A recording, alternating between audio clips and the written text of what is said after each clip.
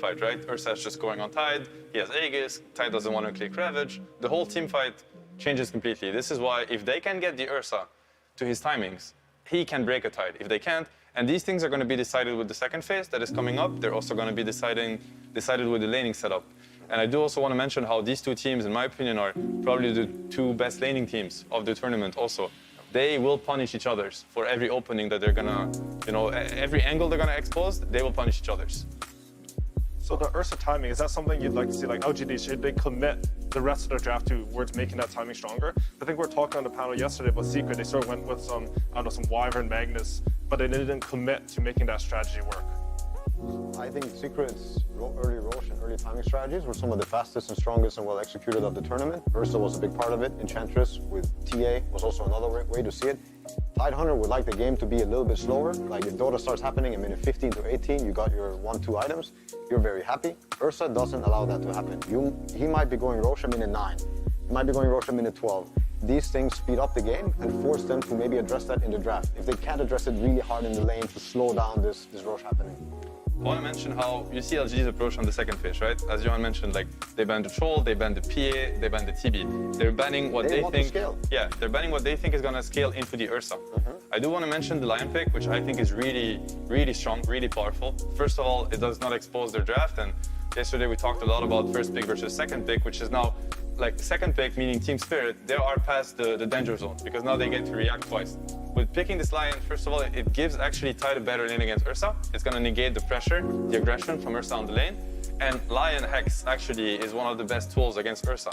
Ursa can buy the shard, he can buy Aghanims to get away from stuns, but Hex is a mute, kind of. He's not going to be able to get out of Hex. So LGD now have a very clear fight condition, which is they get the fight on the Ursa, they Hex him, they burst him. Team Spirit, that's Team Spirit's fight condition, and LGD don't really have the tools to stop that. Wow, okay, that's new, and that's great. Ahmed, he played this in the finals versus an Animajor versus EG, and his Naga looked pretty solid there. I mean, I play a lot of Naga Science, so I think this is a great Naga game so far. I think the lane is good versus Lycan. I think the matchup, you guys were talking about scale. I don't think Ursa scales at all against Naga Siren. Very, very true. Yeah, yes and no, I would say. There are a lot of fights where Naga can feel very underwhelming. I don't think the strength of Naga is ever going to be team fights. You see it in this patch where illusions don't ever get to do a lot in fights. Peel illusions are kind of different. They stick on you, they hurt more, and they keep coming. Naga illusions, they can get wiped quite fast, quite easily. They don't have the best tools right now. There's one thing that I see though with this Naga pick is, so now it's another bite strategy, right? Exactly, you see how these guys are going to fight. But you can already imagine it. Sleep might be very good. What about you trade bite for sleep, disengage, and take the fight after that? Maybe that's what they're thinking. They're going to make it as hard as possible because LGD heroes, they don't push out lanes very well, right? Ursa doesn't want to show and clear waves. That's not what Ursa does. Neither does Wisp. Lycan can do it to a certain extent. So the way this game should develop in the mid game is Naga's going to push out all the lanes, already making it really hard for LGD to find the fight that they're looking for. And if they ever find it and they bite the Ursa and they're ready for the fight, sleep is going to happen. They're going to disengage and take a better fight on their ground. You also see what they can re-engage with here. Yeah. Like the team fight from LGD is quite simple. If Ursa's out of control and he has a Satanic and a Skadi and a Basher and he's bitten, he's a big problem in the fight. But still, if you sleep that and his 4 other heroes, if they don't have BKB, they're just going to die to the sleep Ravage. And can Ursa fight alone, even if he's bitten? I don't think so. And they're going to have the Hex, they're going to have the Net eventually, they're going to have an Anchor Smash to slow him down a bit. Like LGD's team fight is very obvious and is very committing right now. There's a few things I think that Team Spirit, they're also Radiant right now. Naga wants to live in the dire jungle and she wants to cut these 2 waves around the Roche area and push them away.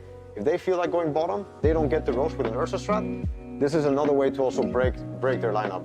I think Spirit right now, they could be quite comfortable with how they can talk and approach these fights because if LGD doesn't have this bite going, doesn't have this, it's very underwhelming what their lineup does. Disruptor, Lycan, Io is not going to kill many heroes on the map. You know, I actually thought it was LGD playing Naga. I just realized it was Team Spirit because I'm blind and I can't read. But for you guys, which draft, like from your personal perspective, which one would you prefer to play? I mean, we don't have the last picks yet, but... I mean, I feel like LGD, they have a way to snowball the game. That's how I see it. You know, the Ursa IO timings with the Lycan, I like it.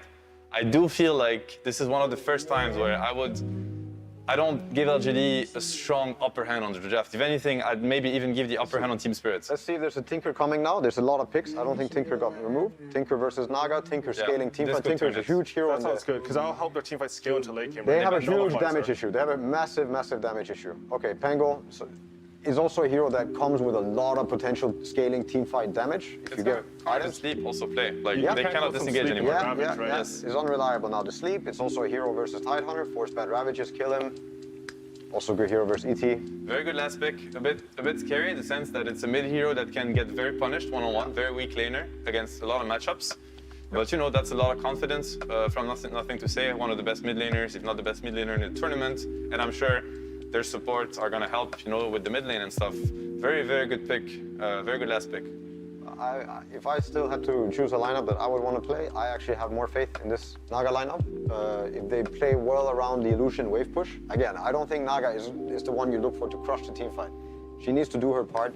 She needs to do the sleep, maybe get some illusions on some supports. But this game, in my opinion, should be looking like Tide, Lion, ET are messing with them and getting some pickoffs through the lanes, forcing TPs. Eventually, they get very far ahead, like economy-wise.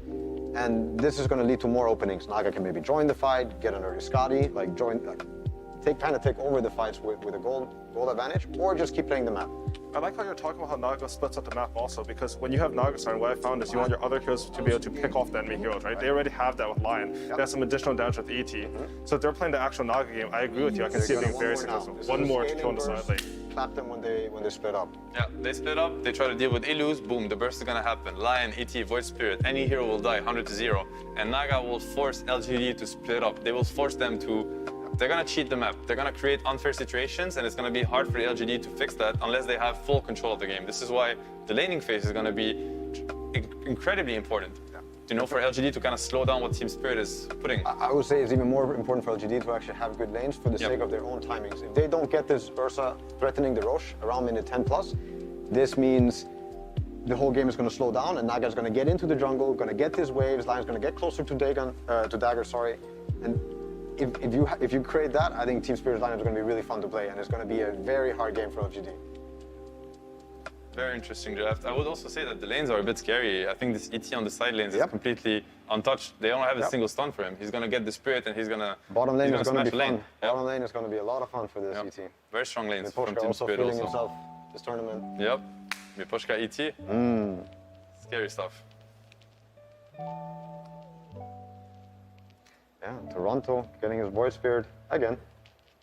Full comfort zone for both teams, honestly. I think at this point it's really going to come down to who has a better idea going into this draft, and that's the beauty of Dota. It's a best of 5. It's meant to develop so much, but they're kind of getting to know each other. You know, this is what I can bring to the table, this is what you can bring. And, you know, they're going to get to learn, like, what counters what. The meta is going to evolve a lot between the series. And I would also like to point out that Team Spirit has been the most amazing learning team so far in this tournament. Like, how they are adapting and how they're learning and how they're actually changing up their own playstyle into something new every game. But I would say every team fight, when there's a bite happening or a Pangolier roll, this is when LGD need to get something done. Because if not that, they lose. This is like their main team fighting tools.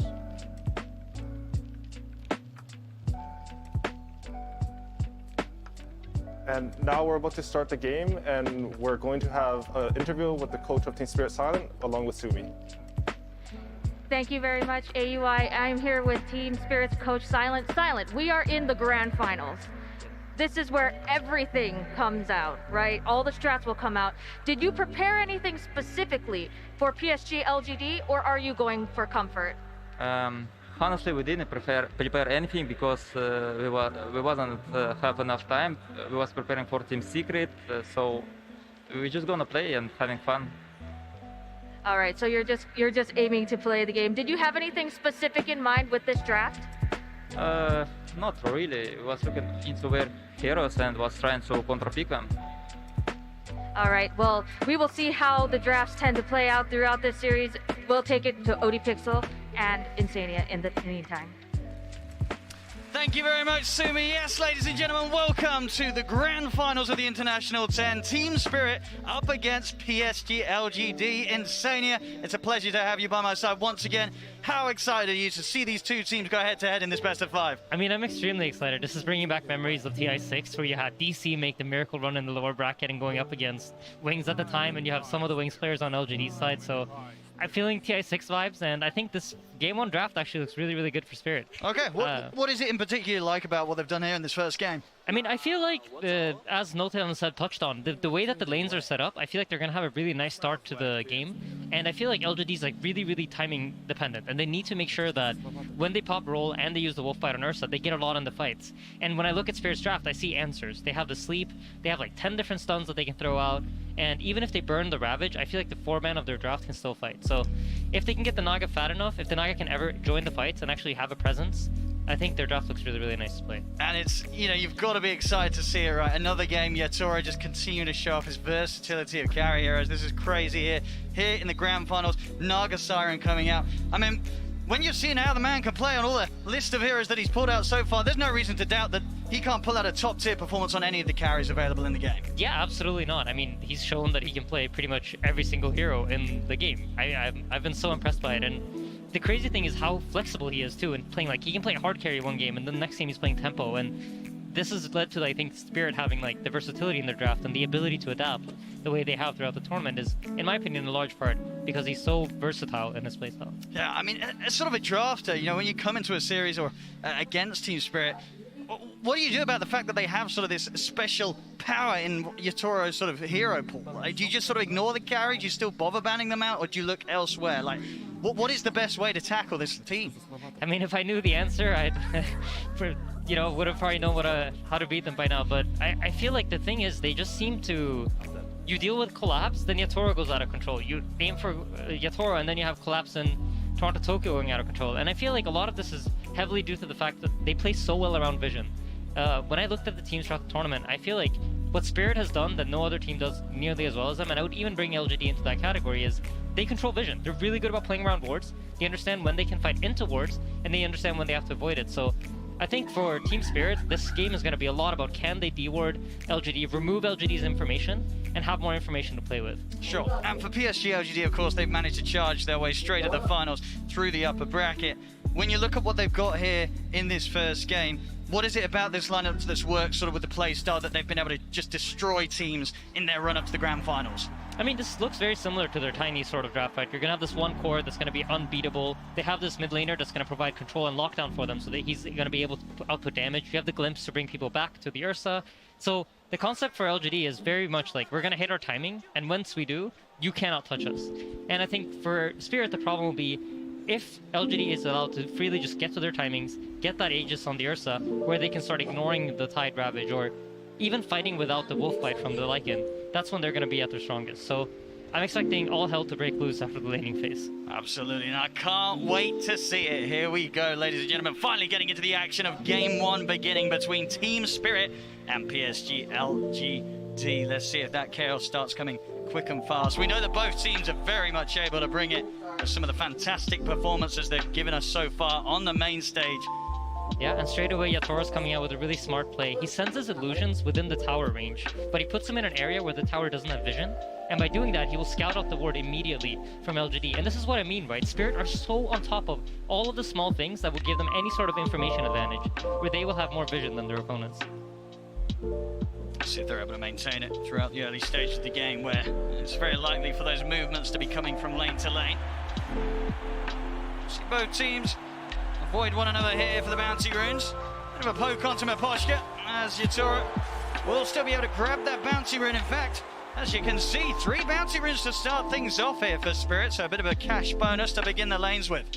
Yeah, and that was nicely scattered out with the ET. They find information of where and how many heroes has LGD brought to which runes, and then they can split up their heroes accordingly and make sure that they get the advantage on the runes.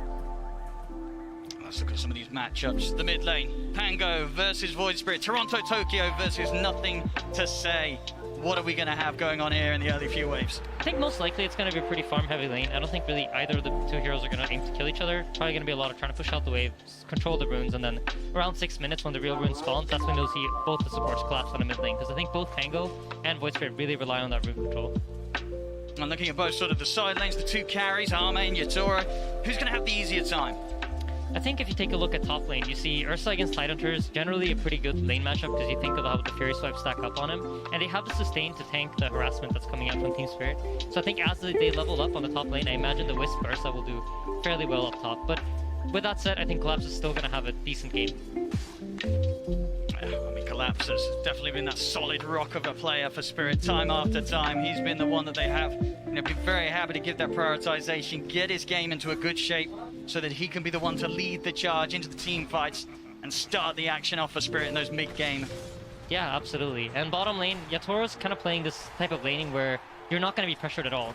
Team LGD's priority here is just trying to get their Lycan farmed and make sure that they're like playing for their own farm. So Yatoro's going to have a great start, and he has the ability to farm up the jungle because he has the illusions that can both push out the wave and farm the jungle camp. So I expect Yatoro to be leading the net worth charts as soon as we get into around the 5-minute mark of the game. One of the reasons why Yatoro has been as scary as he can, even if the lane was a tough one, he always seems to be able to recover. So the fact that he's going to have a decent time to start off things, you know that he will be on track to hit some pretty insane CS. It really is going to be completely down to how much PSG LGD can find in terms of getting their Ursa involved in the kills early on. Yeah, absolutely. And there's just some trade-offs going on, but you can tell already from the net worth graphs that Team Spirit has set up their lanes to have very good farm on all 3 of their cores. Certainly showing so far here on the early CS. Both side lane cores for PSG LGD just struggling a slightly bit more. It's very early days though. But a lot of levels coming in LGD's way. Like, this Lycan is doing surprisingly fine. He's not really getting pressured that much by the Naga and the ET because he's managed to get the lane control. Yatoro's shoved out the wave, but Rinpoche yet hasn't been able to get a pull to get the lane control back. So the Lycan's getting a lot of farm while Y is able to just rotate around, moves to the mid lane, opens up the small camp. And like we talked about, right, the middle lane is going to be contested in terms of like who can push out the wave the most and then go farm the small camp. And Y on top of it runs over, unblocks his mid laner small camp to make sure that he can stay even with the Void Spirit. And when you look at sort of the tools they have available both sides with their supports, do you imagine once the 6 is there for the mids, we're going to have sort of a collapse on the mid lane to try and get the early objective, or do you think it's going to be all about reacting to the side lane fights here for the Pango and the Void Spirit? I think it's going to be important to get the rune. Like, whoever gets the first power rune of the game is going to kind of get to decide what happens. You get your bottle refilled, but you also have the ability to make a rotation. Mira could be in a bit of trouble here. We'll try and hold back the bear with the Hex. He's got the stick charges, but he's getting run down here by Arme. One way it'll do it. Can he close the gap? He can't. Oh, stun misses. That's going to cost him his life. Not the start there that Mira was hoping to have here in the grand finals. A whiffed ability, and that'll give up first blood to PSG LGD. Yeah, and Collapse isn't out of the woods quite yet. Is hungry. They're in a bit of an awkward position now, Collapse. Stuck behind the tree line. We'll see how he gets his way out of it. He does have a TP, a little short in the mana. He'll have it back up now. Should be able to walk his way back round, but a great bit of aggression there from PSG LGD, just opening up some space for Arme to return to farming. Yeah, absolutely. And you notice that LGD are keeping the lane control up top, so this puts Tide under constant pressure, and you never know when they might make some sort of move and try to kill him. And that forces Mira to stay in the top lane. While if you look at Y, you notice that he's just rotating around constantly. He has the freedom to move wherever he wants on the map, because the lane is so pushed out by the way that the Naga plays, and the Riptide shoving out the creeps, so the Lycan can freely farm under his tower, and the Disruptor has the freedom to decide what he wants to do. Let's see what that call's going to be. We'll come in mid here. Toronto Tokyo taking a bit of harassment from the Thunderstrike, nothing to say. Stepping right up to him. There's a remnant of the ready though, Toronto Tokyo. 2 seconds. He's got the protection here of the Resonant Pulse. And great usage there of that armor. He uses the health damage of Resonant Pulse to bottle up to make sure that he's not within the kill range of the Swashbuckle from Pango. Some good early pressure though from PSG LGD, forcing Toronto Tokyo to be very cautious in that mid lane as early as it is, just 5 minutes in. Yeah, absolutely. And I think when you think about Elder Titan, you kind of think of him as a lane dominant hero. And both No-Tail and Set touched on it, right? You want to abuse the fact that LGD have no stuns. But because of how this bottom lane is played out, with the Naga lane constantly being shoved into the Lycan's tower, the Elder Titan hasn't really been able to abuse his laning phase presence. Oh, look at this now. There we have it. Nice bit of micro from Faith Beyond. That'll grab himself a free courier. As the Wolves chase down poor old baby faceless Rex. Up top, Collapse is also taking pressure now. So again, the freedom of Y, he's just allowed to rotate to mid, set up some pressure on the Void Spirit. Now he's up top, making sure he's just in their face and forcing them to react to his movement. Yeah, he's all over the place, Y. Yep. Spirit, they've definitely got to try and do something in return. Yeah, they themselves bring the 2 supports up to top. Just sort of figuring out what to do about this roaming disruptor here in the early minutes of the match. Yep, here we go. First fight for the runes. Where is it going to spawn, top or bottom? Let's have a look. It is going to be down bottom, and it is a DD. It's going to go straight into the bottom of Toronto Tokyo. So a very nice room for him to fight with, but already up top. Spirit, they'll lose Mira. Yep. It's a DD Toronto Tokyo though. Let's see how he can respond back with it, because now you have a Pangolier with low mana, and he's going to be aware of it. So he knows that he can make a move here, and the Pangolier won't really be able to respond. Yeah, this is an excellent move for Toronto Tokyo to find it. He's going to use it straight away. Goes aggressive. It's going to miss the Dissimilate though. A couple of hits will do it. Can he quite close the gap? No, he's not going to be able to get the second hit in. Nothing to say, steps away. I mean, that would have been such a big kill for him to find. He got the dream room for it, but he couldn't quite get the job done. Yeah, absolutely. It's unfortunate, but, you know, that's Dota. Disruptor, though, he's going to TP into the middle lane here. I'd be scared to do this. Let's see if Toronto Tokyo has the will to chase him down. Yeah, he's still got this DD going for a few seconds. Why? Living on the edge a little bit. Yep. Toronto Tokyo feels that he can get in with the Astral Step. And why knows? He's keeping his distance.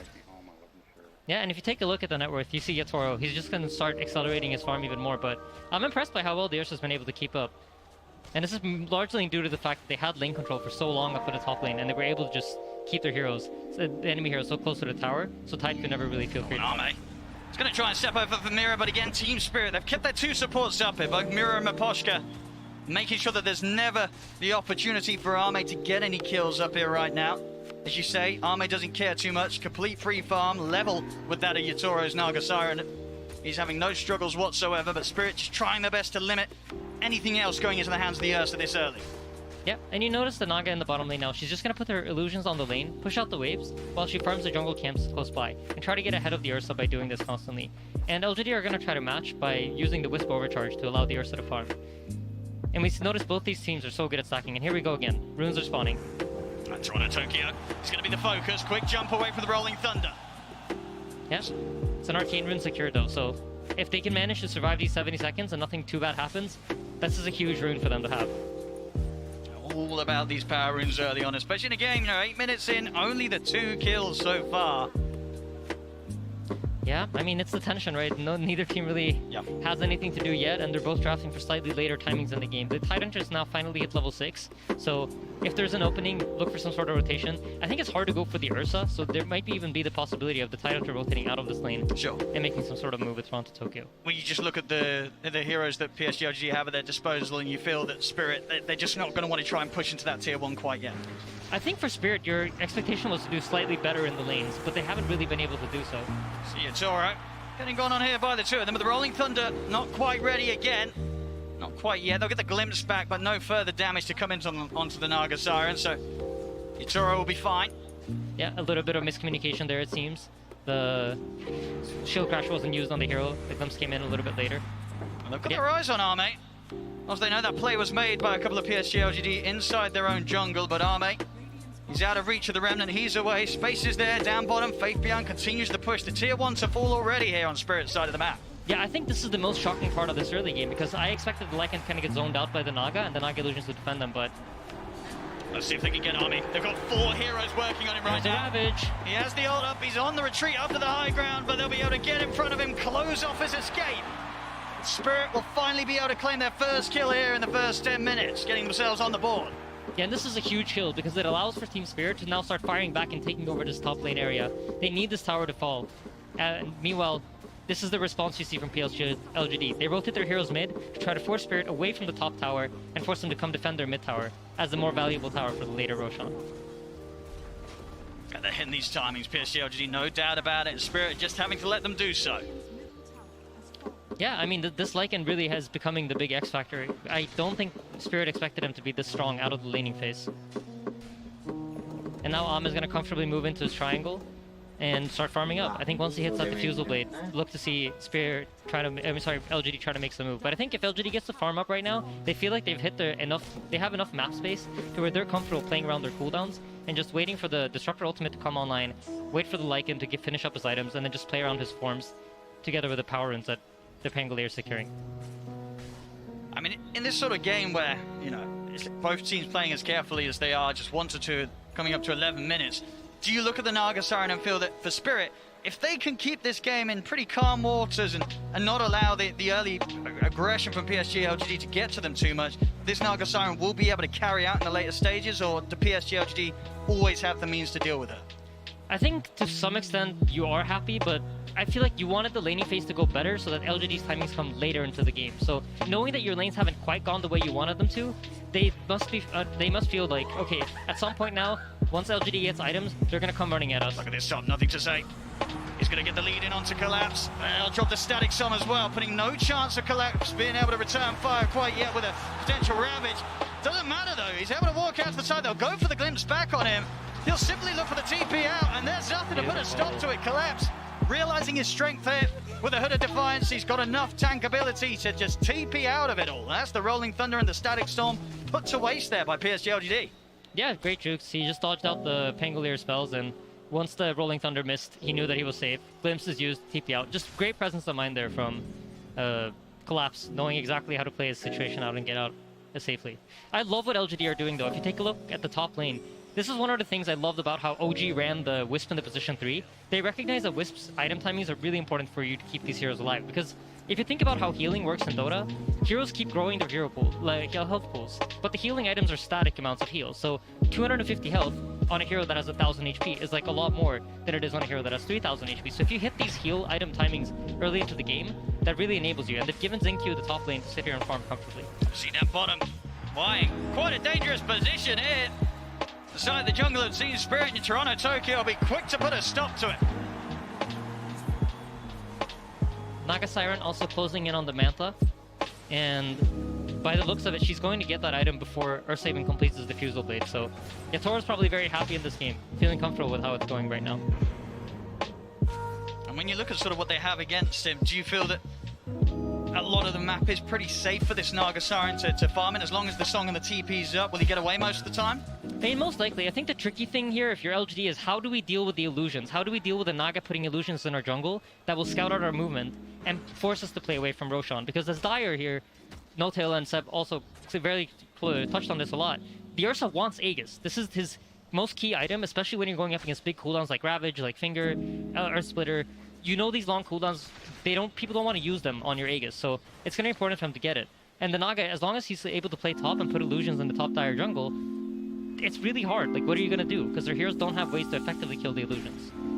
And you feel that Spirit, their lineup, it's geared up pretty well to deal with the fact that PSG LGD will look for the Roshan. They won't be afraid of turning up and trying to put a stop to it. I mean, I think that's where the information game is going to be important. Can Spirit actually use the vision that they're getting to fight off LGD's timing? Because I think that is like the big question mark. Is the Ursa going to be too strong for you to kill? Or is it enough to just sleep away half the wolf fight duration and then try to fight them afterwards? I think we're definitely going to see Yatoro start to increase the lead against Arme. Bottom lane white. He'll drop the Static Storm, trying to save himself, but Collapse and Maposhka will run him down, take him out. Faith Beyond, he's looking to get involved in this with the backup of Nothing to Say being brought over by Xingqiu. They will get Maposhka. Can the three of them get Collapse? They're trying to commit their best onto him. They will leave the two cores behind here. Xingqiu trying to let Nothing to Say and Faith Beyond finish the job, but they just can't. The damage isn't there. Toronto Tokyo is also starting to sweep over, so PSG LGD, they have to back up and just accept the trade as it is, the support for support. Yeah, and Collapse now knowing that, you know what, they can't actually kill me without the Ursa. It's only the Ursa that can threaten my life. Just comfortably sits bottom alone, pushes out the waves, gaining as much farm as he can, and in the meanwhile, Yatoro just pushes out top lane, farming out all these top jungle camps. If you take a look at the Dire jungle, there are no camps alive. I mean, Yatoro's farm, he is creeping further and further ahead of Arme's Ursa. You know, if there's not going to be any blood being spilt and it is just the creeps dying, this Naga Siren is just going to charge ahead in regards to farm. Yatoro's going to be huge. Yeah, and he's going for a very interesting build. He's buying the Aghanim Scepter, and the Aghanim Scepter allows him to use his Ensnare on heroes that are either slept by his ulti or spell immune. So this will give them a way to deal with BKBs. And traditionally, the way you deal with, for example, a Tidehunter Ravage is by buying a BKB. Or in this case, you have the Pangolier with Rolling Thunder. So he's actually going to be able to lock down the Pangolier during his Rolling Thunder with his net. It's a very, very smart item decision here from the Naga. A very long lockdown and reduced cooldown and increased cast range. He's going to have no trouble finding the target that he wishes every single team fight. Yep. LGD also heavily reliant on the Pangolier for the lockdown, so I wouldn't be too surprised to see him use it, specifically just to make sure the Pango can't roll over his teammates. And I guess sort of the smart approach with this item is the fact that this sort of deals with this timing where PSG LGD is going to be more ready to fight than he is, right? He can just sort of be the anti-fight. He just stops it, gets out of there, can keep playing his game. and certainly one of the crucial parts of PSG LGD's initiation, it's shut down completely.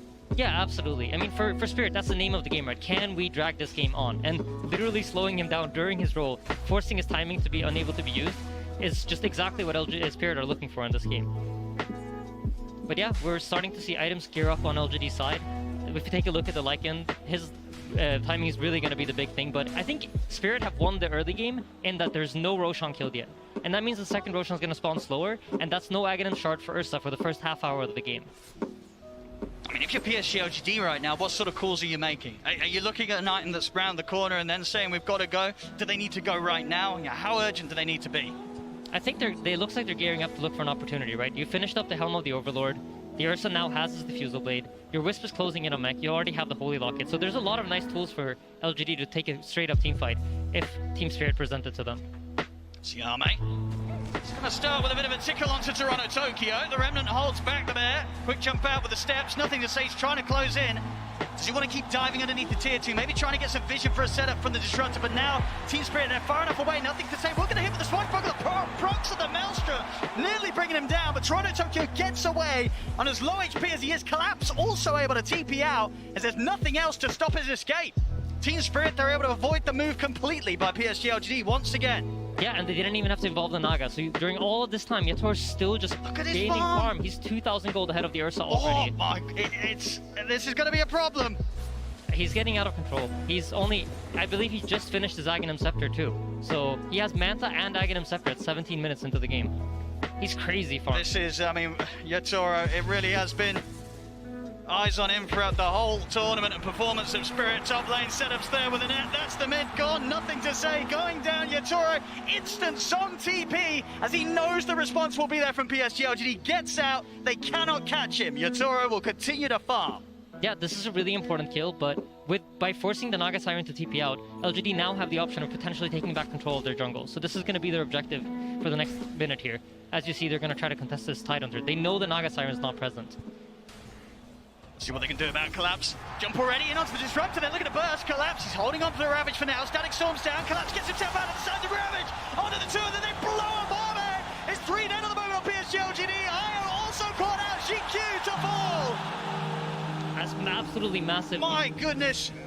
Team Spirit's so aware of everything. They know that this is what LGD wants to do. The Naga TP'd out. They're going to come contest us. They position their heroes perfectly. You see the kinetic field come out, but there's no static storm to follow because you have the Lion in position to interrupt that. It's just Spirit are playing so well right now. They're just recognizing where LGD's timings are. It just seems like already, just in the first 18 minutes of this game 1 of the Grand Finals, Team Spirit, they're just completely in the heads of PSG LGD. The way that PSG LGD wanted to play, it's just not happening. They're crumbling, they're falling apart. And Yatoro, he's just going to continue the glory. Mid lane, the setups there onto the Pango. Nothing to say goes down. Another kill for this Naga Siren. I do not know or see how on earth PSG LGD is going to stop this man this game. He's getting out of control, and if you look at the Lycan, you can see he decided to not go for the Aghanims. He's going for drums. They're gearing up for a quicker timing in this game. I think the mechanism comes out on Xingqiu. They get the BKB finished up on Ame, and they're going to look for some sort of team fight. But the way that Team Spirit are abusing the vision, if you take a look at the map, like, there are almost no dire wards anywhere. Radiant are in firm control of where the vision is. And the only ward that they have, I think Mihosha literally just pinged out. There you go. Just controlling the vision. They have more information to play with, and this is what's allowing Team Spirit to constantly be reading LGD and how they're moving around the map. Bottom. Toronto Tokyo, they'll show his face, but not worried about any catch from PSG LGD. They just don't have the members around. Space is made, the tier 2 tower going down at the top lane. There won't be any defense from PSG LGD here as Spirit just continue to hit the timings, take the objectives at a pace that PSG LGD's lineup will be incredibly jealous of. This is what they wanted to be doing, and it's happening the other way around. Yeah, absolutely.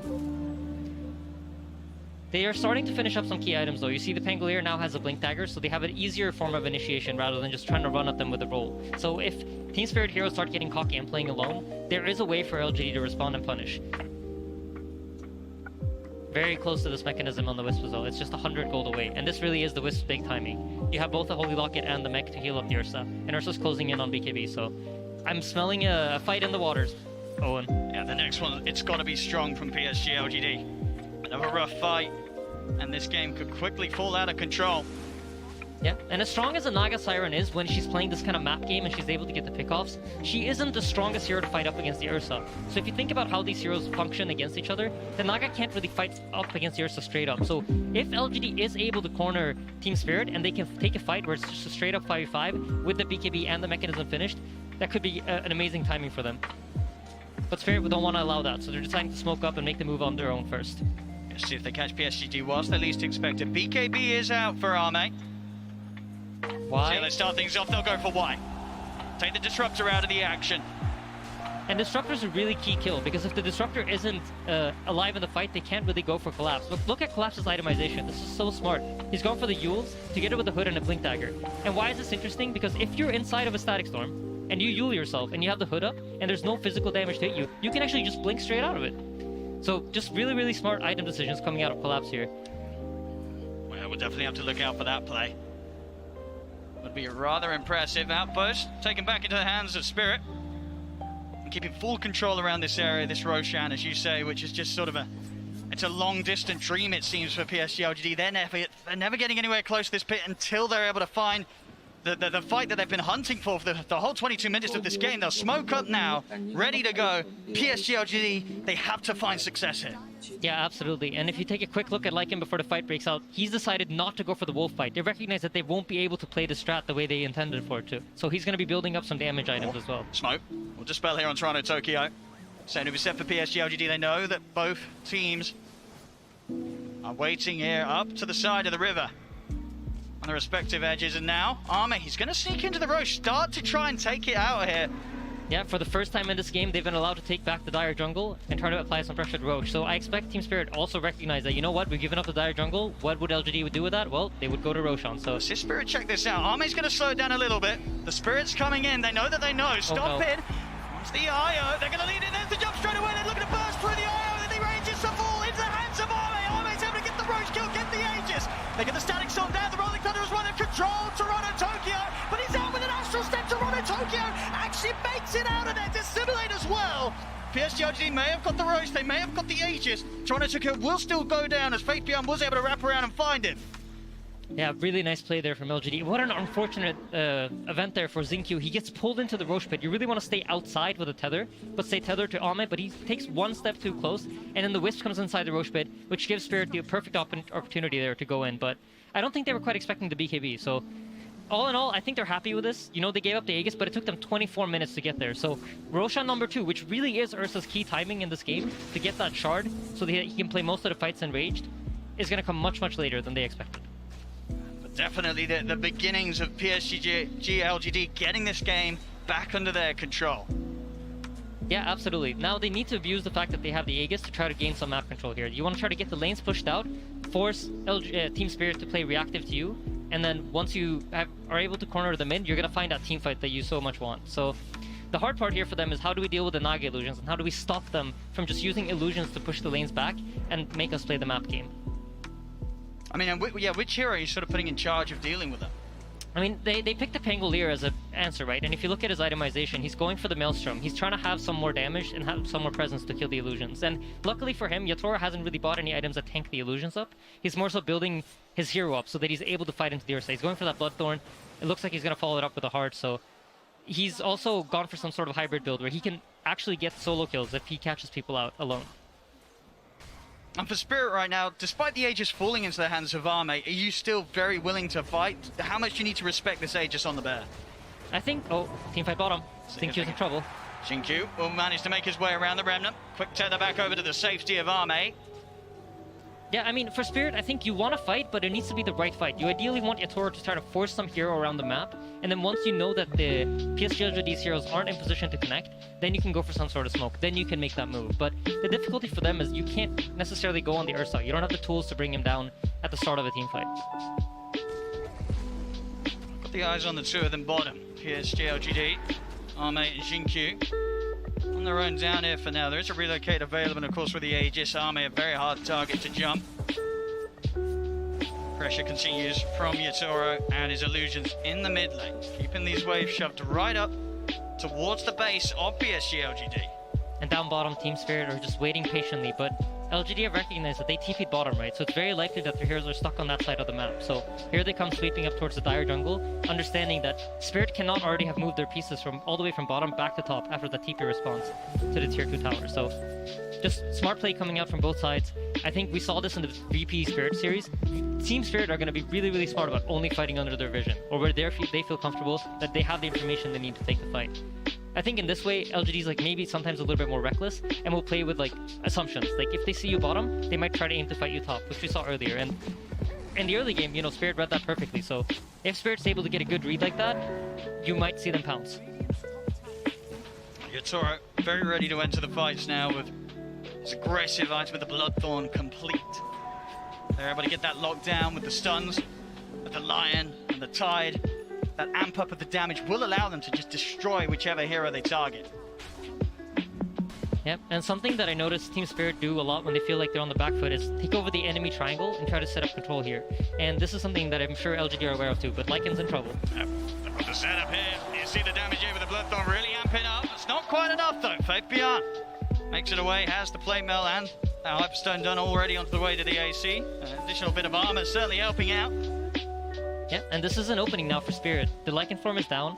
One of the big tools in this team fight is gone. So in the other series when we saw LGD play the tiny Lycan, the Lycan's form himself didn't really matter. It was all about that wolf bite. But in this game, because he decided to itemize his own hero, the 60 seconds of downtime here is quite big. And you see LGD pulling back their pieces, not willing to play aggressive on the top lane anymore, recognizing that they don't have all the tools necessary to win a team fight. Team Spirit remaining in this whole area of the triangle is Toro.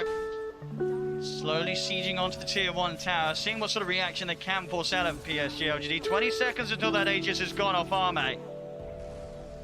Unlikely to find a fight with that still in his hands, so the game once again falling to a bit of a risky territory for PSG LGD, at least until they can hold off for that second round of Roshan. Yeah, and Illusion's just slowly chipping away at this tower. They don't really deal a lot of damage, but it's something that, you know, LGD might respond to. So they're keeping heroes close by that in case LGD just feel like, oh, it's just an illusion hitting our tower, they're ready to pounce. And you see, Nothing to Say reads that too. He understands based on the fact that there's nothing happening on any of the other lanes. Both our middle lane is pushing out, top lane's pushing out. Lycan's getting a lot of farm from all these waves right now. He recognizes all the Team Spirit heroes are bottom here. Yeah, he has to be so careful showing his face to clear the wave. Yeah, both teams just reading the map really, really well. And I think Spirit, this play that they've done has been so effective throughout all the tournament, but you know LGD's done their homework. Spot Collapse around, glimpse back with Blinks there. Collapse breaks the combo, the setup. Instantly going to go for the TP out. If they got anything to put a stop to it, they do straight away. They're able to get the setup onto Collapse. He'll look to run, but the damage is done. PSG LGD, they catch and kill off the Tide. Yeah, and this is a result, right, of Team Spirit has been in the lower bracket, so they've been playing so many games. LGD has that information based on previous games of where does Team Spirit go when they feel like they're behind? What do? What is their approach? And I think LGD is one of the best teams at the tournament at just abusing this information that they're gaining about the teams. They understand what is Team Spirit specifically going to do? How do they approach the situation? And they find that smoke because of that. They're playing most of this game with very, very limited vision. I really want to point that out. Like they barely have vision of what's going on the map. Even without their Tide, Spirit maintaining their aggressive posture over PSG LGD's half the map and already looking for action once again around the bottom tier 2. See if they find the setup. They've got the Hex, they're going to look to jump in. Static Storm's going to be put down from Y. Stops the backup coming in. Still though, is it the burst enough? It is! They take down Arme. That burn for the Bloodthorn, it's enough to send the bear back to base. That's an absolutely massive kill. And I think Xinkyu felt like he could keep him alive. There was no relocate out. So next team fight, here's the tricky part. Do you relocate Arma out as soon as he gets hexed? Because Spirit has now proven to you that we have the abilities to burst your heroes. That's why he's also in trouble. There should be another one. Hey, it's definitely another one, Yatoro. Target to target and over towards the mid. The BKB having to be popped by Nothing to Say. See if Yatoro's got the setup he has. There's the initial route. See if they've got any further follow-up here. The relocate, they'll take him out. They've got to keep Nothing to Say safe. Yeah. Get him away from Team Spirit. As Team Spirit, they're pushing down the mid onto another tier 2 tower. Nice play by Faith Beyond. Tanks that Aether Remnant with one of his wolves. But Team Spirit, they're doing this so smart, right? We heard the draft panel touch on it. Fighting 5 versus 5 is not really where they're strong. They want to delay this game, keep finding these pickups, try to find these opportunities where they can get a jump, burst someone really quickly, and use the fact that we have Ravage to reset, we have Naga Sleep to reset, which is forcing LGD to be very careful about how they use their cooldowns. And this is leading to them they're just playing this game very well. And these small decisions that they're making, where you notice they're not really charging into the enemy. They're not giving LGD the kind of fights that they're used to getting. I mean, and with the heart done on Yatora, 26 armor, 3,500 HP, how hard is it for PSG LGD to really ever get on top of him now and take him out with the focus of Arme's Ursa? I think the biggest thing is that the illusions are tankier. If you take a look at how Yatora is playing the fights, he's staying very far back with his primary hero, using the Bloodthorn and using the Ensnare, and having the illusions deal the damage. And if LGD really don't have heroes that want to hit illusions, Ursa wants to sit on top of a hero, like just keep hitting him, keep hitting him, keep hitting him. You don't want to hit these illusions where you get like 5 to 6 hits in, and then you gotta switch over to the next one. That's a way of making the Overpower a fairly useless ability. Of course, that timer that they'll be having in their mind, the Roshan, potential respawn in just over a minute. And that minute feels really long, Owen. Let me tell you, right now, if you're PSG LGD, that minute is coming very, very slowly. We see Tidehunter starting to eye up a Shiva's guard. That's going to make it even harder for the Ursa to stick on top of him and deal damage. They also just bought a Force Staff on the other Titan. I think for Team Spirit, they're recognizing that, you know what? LGD's not going to be able to kill us if we're just able to kite out their BKBs. And that's why you notice, like, Nothing to Say also has bought a BKB. I think the idea of this is he wants to try to use it to break out of, to have a longer period of time in the team fights where he's playing under Magic Community, because there's just so much lockdown coming out from Team Spirit. Ghost Scepter on Mira. Toronto Tokyo has Yules and Kaya Sanj also eyeing up on Shiva's guard, but I would be surprised if he doesn't change it up. And on the courier, he has a full BKB too, so I'm really liking Spirit for this game one. They're in a very dominant position here. They're scaling up very nicely. With the timer, they know it's going to be around the point where PSG LGD are going to be checking out that Roche pit, looking for the respawn. Spirit, they're heading over to try and do something about the presence. They're going to jump straight in on the Xingqiu, burst with the finger.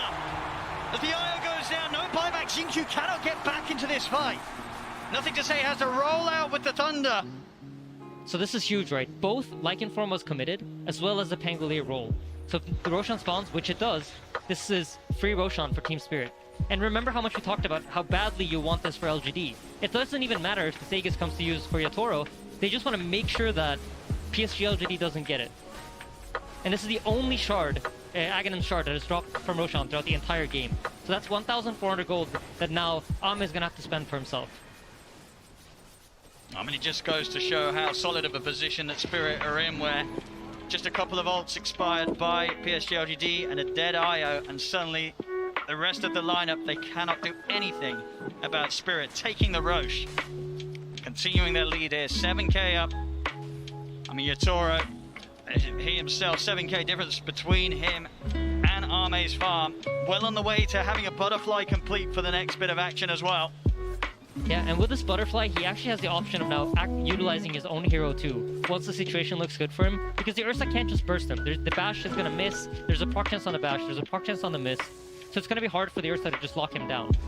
And just very intelligently itemized by the Naga here. For the early part of the game, when he knew it was going to be a map control game, he bought the Orchid, he bought the Ags, played for the map, looked for those pickoffs, and those key pickoffs have really led to the situation that they're in the game now. Gembot picked up by Y. You can feel, they feel the pressure of the vision. They're not getting the vision that they're used to. They don't have the information that they're used to playing with in this game. Miposhka is just shutting them down. Oh. And Rage forced out. They're just going to have to stay well away from Spirit. 4 very, very scary minutes of Aegis on Toronto, Tokyo. PSG LGD, they do not want to fight into this. But every minute that passes where they cannot look to brawl is going to be another just minute of pain here with the increasing momentum and mass of the cause of Team Spirit. Yeah, and surely right now PSG LGD are discussing how do we take a team fight? What is it that we need to do? How do we need to use our abilities in order to catch Team Spirit off guard? And for Team Spirit, I think a lot of the communication is like, we need to make sure that we do not let LGD come out on the map. We don't want them to get out and farm. As long as we can keep them locked into their base, we can get all the items that we want, and then we get the fight that we want. and everything's going to happen on our terms. So you see, they rotate over to the top side here, expecting LGD to run out on the top side of the map. And here we go. It's time to look at that fight, PSG LGD. Execution has to be immaculate. Yeah, they're scouting with the Wolves. They're getting the info they want. They're looking to try and start a collapse, but Collapse is able to blink away from the lead-in. They'll turn their attention over towards Yatoro, but with the instead looks to hold it back. Nothing to say, is able to get out of it. As they'll get the static storm set up onto the Nagasaki, but the illusions, they're just forcing back. Why?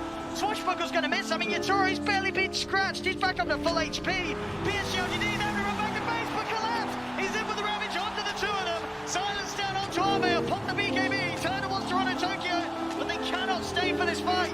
They've got to get back to the high ground, back to the base. As PSG LGD have to charge back to the safety of their high ground as quickly as they head out. Collapse. Gonna look for the setup here outside of the base. Another BKB force. Faith Beyond trying to head back to the safety of his teammates. The ensnare locks him down. The illusion's starting to go to work.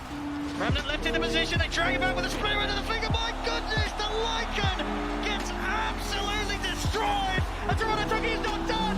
Diving up to the tier 4s, committing with a dissimilate. He's trying to go for GQ. Will die underneath the towers, but he's got the Aegis. He's ready for round 2. Yeah, I mean, it's just the micro decision making from Team Spirit is so beautiful to watch. I think every time a hero pops BKB, within half a second, there's a Naga net flying at it. And in the fight, you saw Ahmed pop BKB to try to man up and fight. And then the net comes, immediately he has to pop his ultimate. He can't use the enrage the way he wants to. He's forced to use it defensively all the time, just to break the net, just to be able to stick on top of the targets. Just trying to clear out these illusions now. It seems all but impossible. The Rex dying, the melee Rex will fall. They'll get the jump on Yatoro, but they've already lost Y at the start of the action. BKB from Arme, he's trying to stay on target, but Yatoro is able to sing their way back to safety. And now he's ready to go back in. The song ends, Toronto Tokyo, BKB up, jump over with the Remnant, grabs back the Ursa, Arme disappears in a matter of seconds. GQ to fall as well. GG is called. And my goodness, what a buttery smooth start to the grand finals here for Team Spirit. They couldn't have played this any better, Aiden. This is how you dream of entering a grand finals at the International. Yes, absolutely. Everything they're doing, they're firing on all cylinders. Their macro understanding of the game, how LGD might try to sneak out of base, they're in position to cover it. And then once that fight happens, they're immediately ready to respond in the right way. I mean, that was incredible. Yatoro turning up, doing it again. Another hero, and it looks like it's a performance that's on top of the world. Yeah, absolutely. I think Yatoro, I mean, we all talked about Collapse so much throughout this tournament, but we gotta give Yatoro the praise he deserves. His hero pool is so wide. It's just allowing Spirit to constantly have these conditions, win conditions, over their opponents. And it really is, yeah, just not the fact that he himself is so individually skilled on these numerous carries. It's just that the team, they seem to have a strat to play around every single one that he's willing to pull out. Yeah, absolutely. I mean, the Team Spirit are so strong. They look like a fierce opponent, and I think a lot of people might have expected LGD to be the stronger team, but, you know, they just proven you wrong. These guys can beat LGD for sure. They absolutely can. What a way to start this grand finals. Team Spirit just charging in with the same level of strength that they have shown us throughout their entire run so far up until this point. It's continuing here where it counts the most. Game 1 will go to Team Spirit. A very strong performance from Team Spirit here in that first.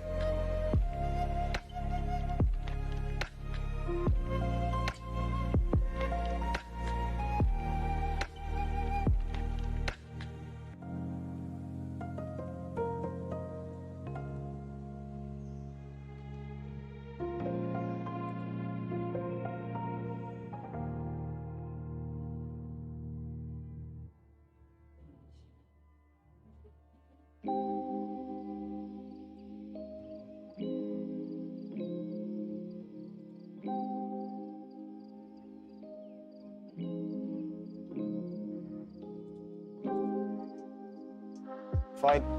I think the draft still favored Spirit.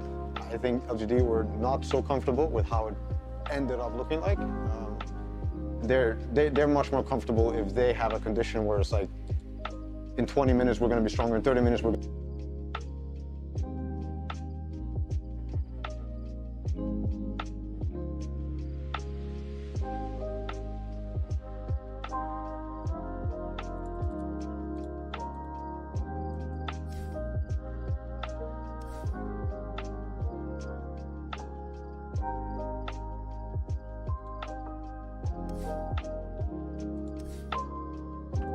Everything they wanted to do during that game looked really strong. Yeah, thank you very much, gentlemen, for that insight. Love to hear more, of course, from you during the draft of game number 2, and that is where we, of course, will be heading next, because it's a best of 5. It's all about learning and adapting. And you heard Curtis say that maybe PSG LGD did not know, like, that they were going to face Team Spirit. I will tell you that not a single person on the planet has had a correct bracket prediction. A little bit of extra information there. So there are 4 people on the planet that have had 20 out of 21 predictions correct. So that's very nice. And actually, this morning, there was only one person on the planet that still had a correct prediction, but they thought it was Secret that was going to move on. So, hey, it's all up in the air from here, and Team Spirit take game 1. Lizard, it's been an amazing opening game. It's been incredible, especially when you go back and listen to what Silent said after the draft. He's like, yeah, we're just gonna play the game. We didn't prepare too much for them. We had Secret on our mind. It definitely didn't look that way. The way they set up the team fights, the way they moved across the map. Draft aside, the way they anticipated PSG LGD and what they will do and prepared for it and counter-attacked them. It was incredible. Yeah, PSG LGD end the game with 5 kills. That is like, and with an Ursa draft, like that's just kind of unheard of, and exactly how their draft is not meant to play out. If you're playing an Ursa and 25 minutes in you have 5 kills, there's a big problem. Yeah, and I definitely want to piggyback on something that No-Tail was talking about. I think every single game that I got to either cast or every single game that I reviewed, looking over PSG LGD, even for months now, they always drafted themselves a win condition for later stages. This is one of the few games where I think as soon as that Naga's picked, they're like, we actually need to find something to counter this, to play fast with. I think that's why they went for this Pango. And I think it was just a genius idea, a genius draft plan from Spirit throughout the whole thing. A genius draft plan indeed. It looked so strong from them. Was there any chance for PSG LGD to defend high ground after it went so awry in the early stages, God? I felt like once things started going wrong, there wasn't a comeback. They needed to get ahead early and then snowball from there, going from Roshan kills to hero kills, and just really, get this massive lead that just kept on growing. So once this Naga, illusion started coming online and pushing out waves, the game was kind of already slipped away by that point. And even though PSG LGD, they had a beautiful plan in this Pangolier last pick that can perhaps take over the game and deal with the Naga later on. They answered it. They answered it with Yaghanim's on the Naga and just completely killed their only chance. It's just beautiful. Yeah, PSG LGD has, been the final boss, as you say it, for this grand finals. And what is that? What is that? Tsunami? Yeah, you're right. I mean, it's final boss. I've been crunching the numbers, and I think I finally understand. This whole time I was preparing as if Secret were going to be the representatives of not just Western Europe, but Europe in whole. And I was so ready to show you the differences between Secret's playstyle and LGD's playstyle. Things went a little bit differently. I was trying to say that, oh man, LGD, they are the magnum opus of China. They have combined all the best parts of their compatriots, Vici Gaming, IG, Spirit. They're all grinders, actually. Secret, they only played like 27 ticketed games. Meanwhile, you've got I-Leagues, you've got Pinnacle Cups. Both these regions are known to grind out games publicly. So that's one thing that was very similar to them. Next up, we've been talking, time and time again about how LGD is the fastest average game length, and they are. But Spirit is hot on their tail, not that much further behind. This is no fluke, my friends. After that, I was like, okay, well, surely the ward efficiency, and there is a little bit of a discrepancy. this was the average centuries used per D ward. LGD is still the kings of this whole thing, but you heard Insania at the beginning of this cast. You saw how the Naga illusion usage was used. Spirit understand vision extremely well, and they also understand drafts extremely well. 5 more unique heroes picked throughout this entire tournament. Maybe LGD have been holding on to things, and also it's a big credit to Yatoro, obviously, on the side of Spirit, because Ame, he's no slouch in his own self. He's been putting up some solid numbers. All you people who went in on Team Secret for your fantasy, I feel bad for you, because Ame, even in a losing series, will still be doing work. Though, granted, that's only after he matured a little bit. I think previous Ames, previous TIs for Ame, he's had some issues picking the right items, knowing when to use the right items, knowing when to buy the right items, but he has matured ever since.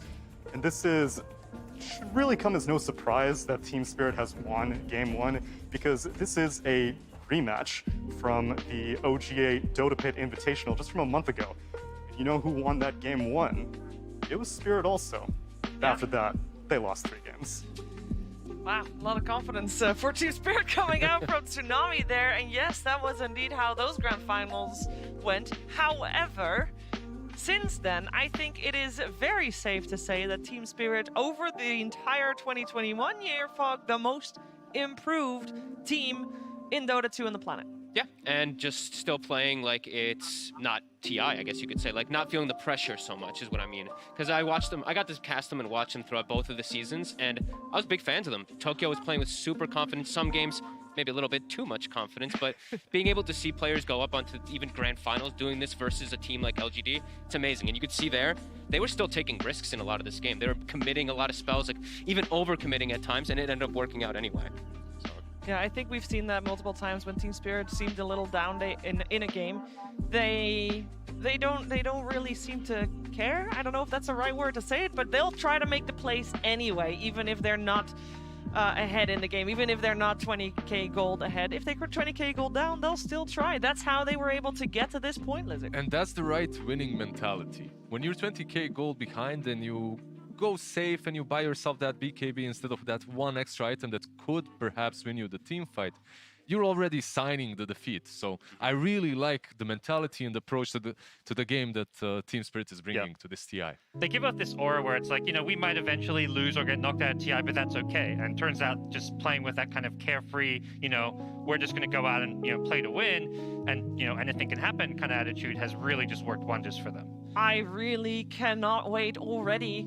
Sorry, for True Sight, I was seeing like multiple conversations going on. You saw Zawait giving a little bit of a speech. We saw just Yatoro just, you know, having some comments back and forth. Ooh, I can't wait. I'm getting way too far ahead of myself with all those conversations. But I would like to hear from you guys what you think needs to be changed in game number 2, because we do talk about learning and adapting, Fogged, and in between best of 5.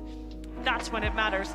These 15 minutes that these players have had, key moments. Yeah, I think I know IO is an incredibly strong hero at the moment, but I actually think IO might be one of those that you maybe step away from, because TI, I think we've said it ad nauseum, it starts to come down to these big team fights. It comes down to these big little plays that you can do. Sure, IO can do those little plays, but ease of execution is a thing too.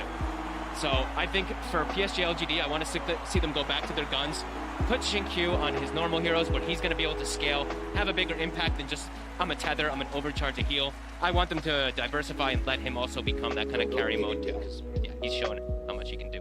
And when you talk about ease execution, they had like no stuns that game. Disruptor Glimpse, they would like, you know, try and catch this tide, and then he'd just TP out in front of 4 heroes multiple times. So I think a lot of it is going to come back to the draft, simplify things, pick a few more stuns, and just make your game plan much easier to execute. I completely agree. Just a little bit more team fight for PSG LGD, and what they really have to get is that late game potential. In the last game, they truly didn't have it.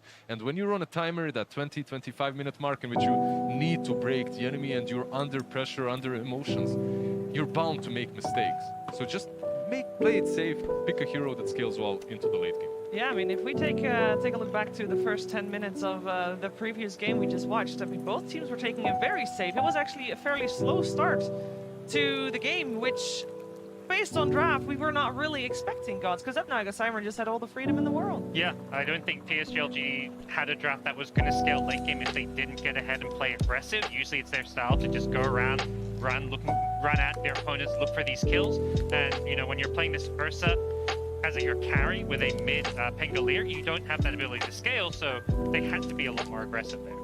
They really did. And we know that PSG LGD can recover in a series, so I'm very curious to see what they bring to the table in this game 2. Of course, also, this will be something that Silent and Poshka will have discussed at length, because they know PSG LGD will come up with a new plan as well. So it's, you know, it's one-upping each other constantly in this best of 5. I want to just also quickly remind everyone that it is so phenomenal that we have 9 out of the 10 players on stage being they're only the first or the second international that they're at. We are seeing, I kind of feel like the new generation of Dota players here on stage, folks. Oh God, don't say this. Oh, it's time. No, okay. This is true. But then the older people are going to start retiring, and then we got like No, but 7 they will no-tail coming for our jobs. So Okay, no. well they are already here, and you're still on the panel. Too late for that. late. Savor the moment. No, it is truly beautiful. I love when you see these young guns and just having this confidence as we keep. I think that's the biggest thing that everybody's just said is confidence. Love Spirit's it. just been oozing it. Yeah, The future of Dota is bright. When you have all these young players coming out of multiple different regions, it really means, you know, the next TIs in years to come are going to have some amazing new talent. Yeah, are you a little bit jealous, Lizard? I'm very jealous. I'm super emotional. Watching Team Spirit in particular, because I was in that Eastern Europe Tier 2, Tier 3 teams. This was a dream that for some is happening at the moment. It's becoming reality. All I'm you also need very to do, happy. apparently, is on day 2 or day 3 of the event, you're like, Dota gods, they need to be worshipped. You shave off your head, you donate it, and here you are, grand finals. There you go. That's your Toro story right there, in case you're wondering why you look so different from all the pictures that you're seeing. That's the reason. He literally said in an interview, I felt like I needed to sacrifice something to the Dota gods. My hair. I like how they're doing all these like little things too, where you're saying like I even saw when they won the last game too. Mira's like waving at somebody in the crowd, right? He's just like, hey, yeah, we won, guys, cheer for us. It's like, wait a minute. I am very sad that this is not an actual crowd, because of course we have the LGD crowds coming in from our sound sweetener, but now Team Spirit doesn't have those crowds, because I know, like you've probably seen in a lot of different streams that, for example, the Eastern European audience right now, all-time high. Like, they are incredible. They are, of course, big fans of the guy on your screen right now and his whole squad, and they are rooting for them. And if we could hear them in an arena, we would not have been able to hear anything else, guys. Every crowd loves an underdog too. Like, you know, wherever you are in the world, this Team Spirit team would have won the hearts of the fans. Wherever you go in the world, there's always a huge amount of supporters for PSG LGD. You know, obviously a crowd is missed, and, you know, we hope to see it again in future years, but, you know, these two teams still producing amazing Dota with or without a crowd. Yeah, so what do we want to see in this game too? Like, are there any heroes that we feel like Yatoro still has to play? I want to see a collapse Mars. You talked about the IO maybe going through. Give us IO collapse Mars. All right. Well, we are going to find out if we will get a collapse Mars, or what else will he play. We're finding out right now.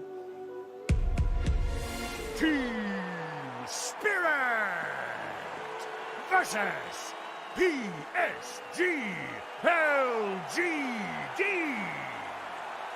Grand Finals, Game 2.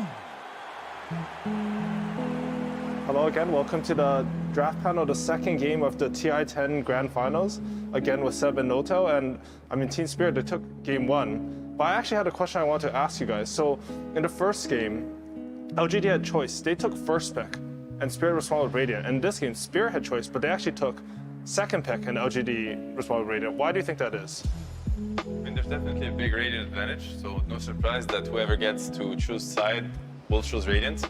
And it does seem that now we have two teams that are gonna keep clashing at each other's, and they're questioning the execution versus the theory, because apparently Team Spirit wants second pick and LGD wants first pick. And I think also the way the draft starts is another case of that. This is the exact same scenario of game 1. So this is LGD stating that, hey, there's probably something we could have done better, maybe draft-wise, but our approach to these games is the right one, and we're sticking with it. Yeah.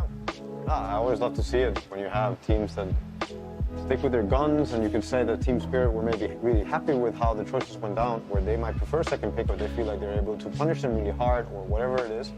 I think LGD always should be left with okay, now we at least know this is what they want, blah blah blah, and this is a best of 5, so this is also them gonna be getting to know each other better. This outcome of this game is gonna be super important for how the rest will shape out. LGD, they might feel something if they're winning, or if they're losing, there's always a chance that they keep going back to the same thing. But then, yeah, like this game, we're gonna probably see, I'm predicting, Team Spirit going for something new again for Yatoro. I think they're feeling themselves a lot and are drafting a lot also on feeling. You also heard Heen talk about that, they're drafting on feeling. And you also see now LGD decided to switch it up, or kind of go away from what happened last game with like lack of AoE, lack of team fight, and they instantly lock in Alesh with the IO to give the IO that. I want to say that, so Team Spirit, right, they really shook LGD. Like they proved that they can beat them at their own game, and I feel like no team so far in the tournament has done that. And I was kind of sad as a Dota enthusiast, like, come on, like if you're gonna lift the Aegis, somebody has to, you know, make you kind of work for it. And Team Spirit did that, and it's awesome. And now we're gonna see, you know, can LGD show us, you know, the level 2, the level 3, and then it's gonna bring even better Dota. What I really love about Team Spirit did, they had the same opener open to them. They could have ET tied again. Yep. And, you know, they respect LGD. They respect them so much that they expect them to be ready to punish them for the same draft. So they know, like, you know what, we're not giving you what you think we're gonna do.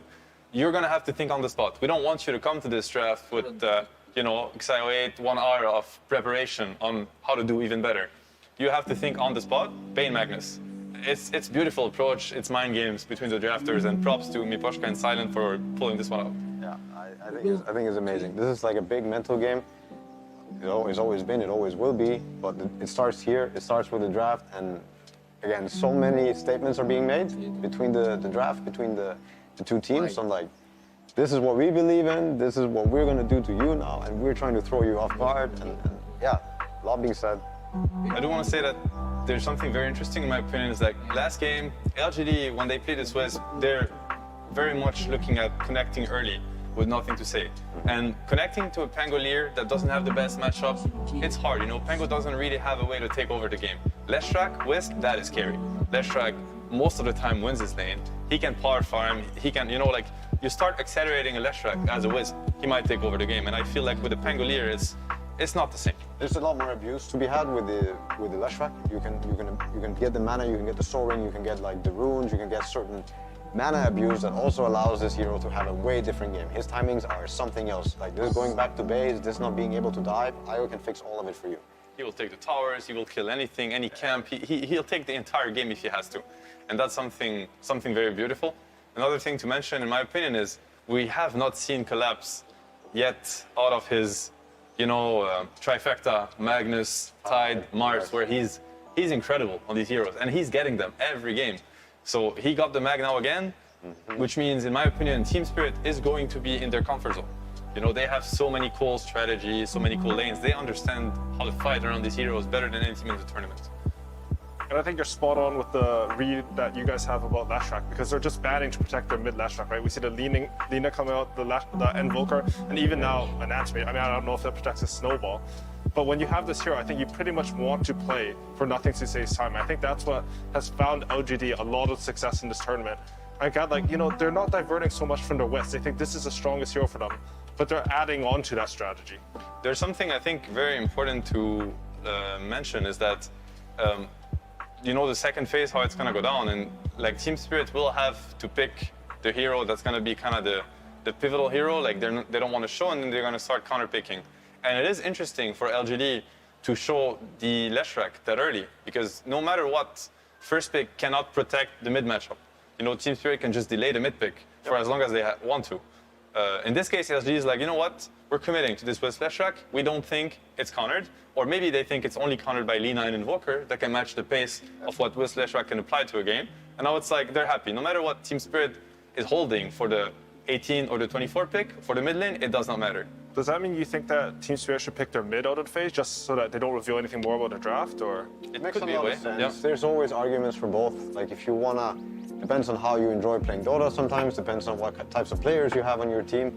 If you see the mid matchup, theoretically, of course, there's many arguments for revealing your mid matchup or trying to address this and have a stronger win condition if that's what you're going for on your carry. There's also another way where it's like, yeah, you love your mid laner so much that you're going to pick your carry hero and make sure that this Leshrac is mid and make sure there's no bamboozling happening and he gets the last pick win condition or timing condition or whatever it might be.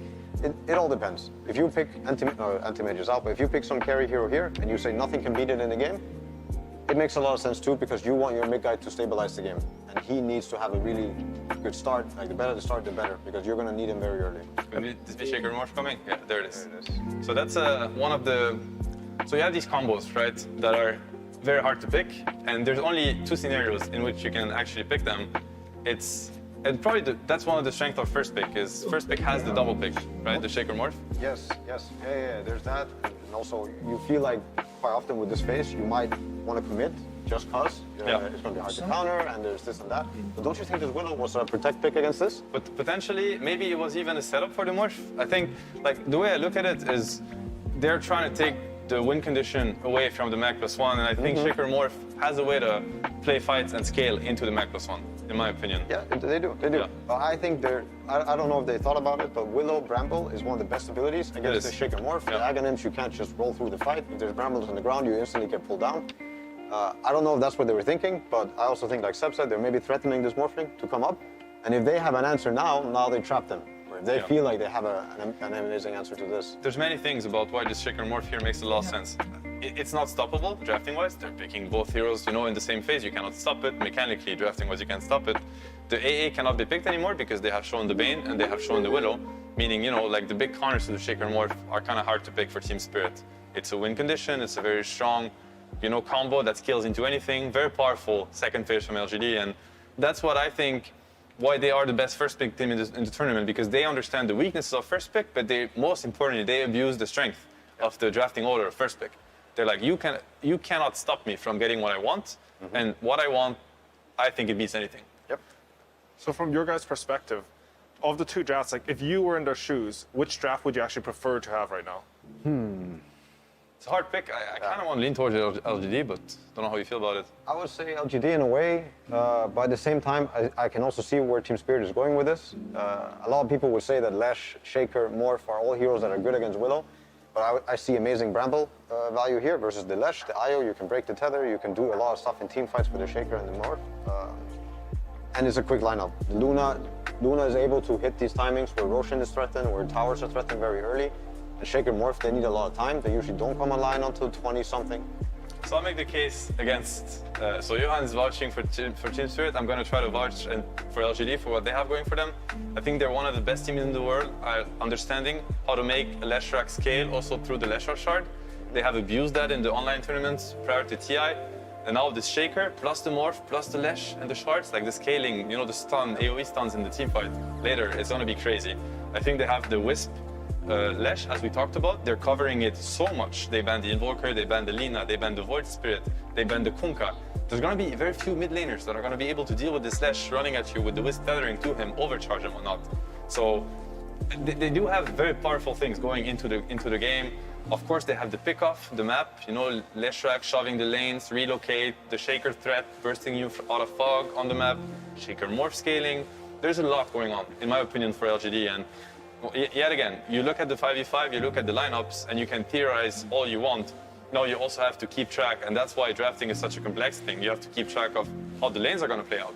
Because if Team Spirit, they destroy the laning phase, none of that matters. The game might just be over in minute 10. So do you think they're thinking about a lane right now? Because in my head, I thought LGD, they're going to pick Rubik, right? Counter the skewer, but instead they go with a Nature's Prophet, maybe a stronger laner into that Luna. Very strong into the Luna Willow or Luna Bane. No matter how you look at it, this Prophet lane should be heavily LGD favored. And it complements very well what's happening. The Leshrac pressure with the Wiz, now you have treants, meaning you do get a kill, you get a tower. Prophet connects, Prophet ulti. I think it plays very well to their game. It's gonna stabilize the game by, slowing down the Luna, winning the lane. It's gonna connect to the Wisp and the Leshrac, and it's gonna add to the global pressure on the map. Prophet is also one of the quickest heroes you could say in Dota. You pick this, like you pick an Ench, you pick an Ursa. There might be There might just be a different Dota game coming your way. You might not be allowed to play as slow or as fast as you'd hope because this hero adds so much dimension. And yeah, I think this IO-profit, the timings that they can hit before minute 15, they can break this game. And we see Team Spirit, they're trying to respond a little bit to that pressure with some outspan from long range, but I'm not sure if they have enough. Like, I look at the 4 heroes from LGD side, and that collapse, it looks terrifying, honestly, onto mid, onto safe lane, anything. I see how both teams can fight. I will still put a lot, like if you take the laning phase aside and let's say that both teams end up with some farm and items, you have this, he's known for his skewer plays right now, and then you also have the Willow, Bramble, and the Puck. I think both teams can fight. Yeah, and now we're going to hear from Sumi, who has an interview with Xiaowei about this draft. Thank you very much, AUI and the panel. I'm here with Xiaoba from PSG LGD, the coach. A lot of people were expecting your team to play a different team in Grand Finals. Did you prepare at all for Team Spirit? 很多人都觉得你们决赛对战的是另外一支队伍，你对 Spirit 有做准备吗？我们昨天晚上已经把2个队的数据和资料就全部研究开会讨论。We've already studied and analyzed both teams' stats last night. They are very, very prepared. All right. Many people have also said that Collapse's Magnus has led to many of Team Spirit's wins. How does the team feel about Magnus? Are they afraid or are they ready? 很多人也觉得 Spirit 的3后卫他的梦马就非常厉害，也是他们夺得胜利的关键。你们会担心这个英雄吗？我们有想过他们拿猛犸这个英雄，就是全是在我们意料之中。We've already thought of them picking Magnus, so it's all in our plans. It is all in PSG LGD's plans, and we will see as we go into Game 2 of PSG LGD versus Team Spirit. Lyrical and Trent, take it away. Thank you so much, Sumi. And yes, Trent, we are here. They're prepped and ready. Very confident sounding coach for LGD. How you feeling right now about this matchup? I don't know. Everyone thought that every other team was going to be ready for Team Spirit the whole way through, right? You know, constantly doubting them, thinking they weren't going to make it, and constantly giving Collapse these big heroes that they just discussed, like the Magnus. So we'll see. Game 1, they weren't ready. Maybe Game 2, they've got a solution. It's going to be so interesting to watch. I feel like this team has really just ridden off the back of the momentum that they've gained from the very early goings in the group stages, and they haven't looked back once. The thing that I'm really interested to watch for is if they can keep that up. Like, I feel like sometimes when you get in these huge matchups and you go up one game, Team Spirit now there, you can sense the victory coming, and I want to see if they can keep up that same carefree attitude we've seen from them so far. Just playing Dota, just having fun with each other. Yeah. Surely that, you know, that's got to feel like at some point you've got to be thinking like, oh, are we gonna win, guys? Is this actually gonna happen? Are we doing this? It's crazy, but we'll see if it ends up happening here as Mira spots out a couple of those treants that are trying to get a little bit of vision. So interesting things to watch for in this as far as a laning matchup is concerned. We'll see where that Nature's Prophet ends up at and how much pressure they can put on. Very annoying hero to deal with in the early goings. Yeah, very much a discussion of timings really throughout all the games today. I feel like we're finding that one team seems to have a very clear, we want to do this in 20 minutes. And the other team's like, we just want to hang out and kind of scale. Oh, Xingqiu gonna have to back out there on the Shaker. And 3 bounty runes again for Team Spirit, just like last game. I will say, I believe this game that LGD had a very good idea of what was going on. I think they completely saw that puck pick coming. I think they banned around the fact that, like, yeah, that's going to be left in. We're okay with that. It's a go-to hero versus the Morphling. I wouldn't say they're really surprised. Charles Tokyo, obviously an amazing player, but, you know, the puck not exactly one of the ones that's been, you know, popping off the rampages here for Team Spirit. True enough. Those spirits tend to scale just like a little bit more. And you kind of lack that a bit on the puck. It'll be something to watch for, though, if he can make those good rotations, as obviously the Nature's Prophet on Faith Beyond can also move into multiple different lanes. So we'll keep our eyes on it. And like you said, I think both drafts have, like, a very clear identity behind them, right? You got this Magnus that's going to start off the fights occasionally after the puck comes in. You've got the Morph Shaker as a potential danger later on. But it is, of course, going to be played on that support Shaker this time. So see if you can get into the items at the same timing we've seen for the cores. Yeah, it certainly seemed like PSG LGD were very much ready for that, right? The Dark Willow came out, and then right away they're just like, yeah. We saw that earlier. We know, you want the Morph from the Willow. We're taking the Morph from the Shaker. It's pretty good too, but yeah, the support Shaker hasn't worked out as well. So, well, a little bit close there, but Ame's all right. He's going to be able to dodge away from that one. You could see here also a nice little interrupt on the pull-through that came through, and Faith Beyond steps over to the side. This, of course, sets up some free farm for the Luna.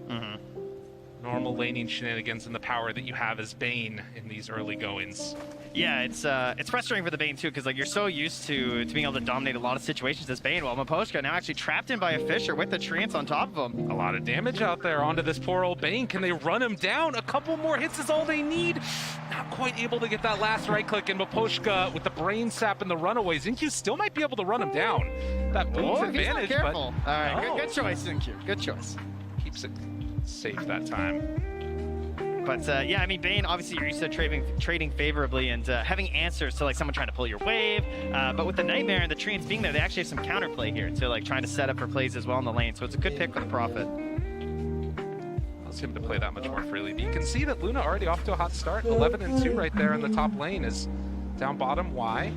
Gonna take one little punch there from the Dark Willow, and a Fissure block off Garo on the other side, but not within that tower range. So we'll be able to get away with some extra damage, Tango, as well as the Pulling Blade through, and he's fine. That's a nice Fissure though. Yeah. It's a pretty good chunk of damage on him there, just the harass. Only has a single Tango left, no salves currently on Miposhka. So you know that courier, you know, makes the call, brings him up, and it's gonna be running with a salve in that top lane now. So if there's any chance here for LGD to score a kill, it might be sooner rather than later. Too true. Gotta look for that opening. Down bottom. Really trying to pressure too. They keep pump faking this Fissure up top. I mean, if you catch him on the wrong side of it, it's going to be a ton of damage out with those treants. But even without it, right? Just the one Fissure and a couple punches from Faith Beyond, he hits really hard. They will be bringing over that courier now. Miposhka needs to make sure this one does not get sniped by Xingqiu. Hopefully you're not losing it to a Shaco. Yeah, true enough. But this bottom lane, lots of harass being spammed out here from Mira and Collapse as well. But it's a Morphling, it's an IO. Morphling in itself a very frustrating hero to lane versus due to the regen mechanics, the ability to morph strength and agi, but comboed up with an IO. It's pretty rough trying to get a kill. But you know, more players, they tend to go for some of these overextensions, so maybe he'll get a bit greedy there. Right, and even, you know, just the pressuring and forcing him to switch over attribute shift, it makes it a little bit harder for the morph to last hit. So it's not all bad, as Xingqiu is going to make that big move over underneath the ward and going to steal away the small camp. How many does he get? Not a ton, but nothing to say. Able to sneak a few as well.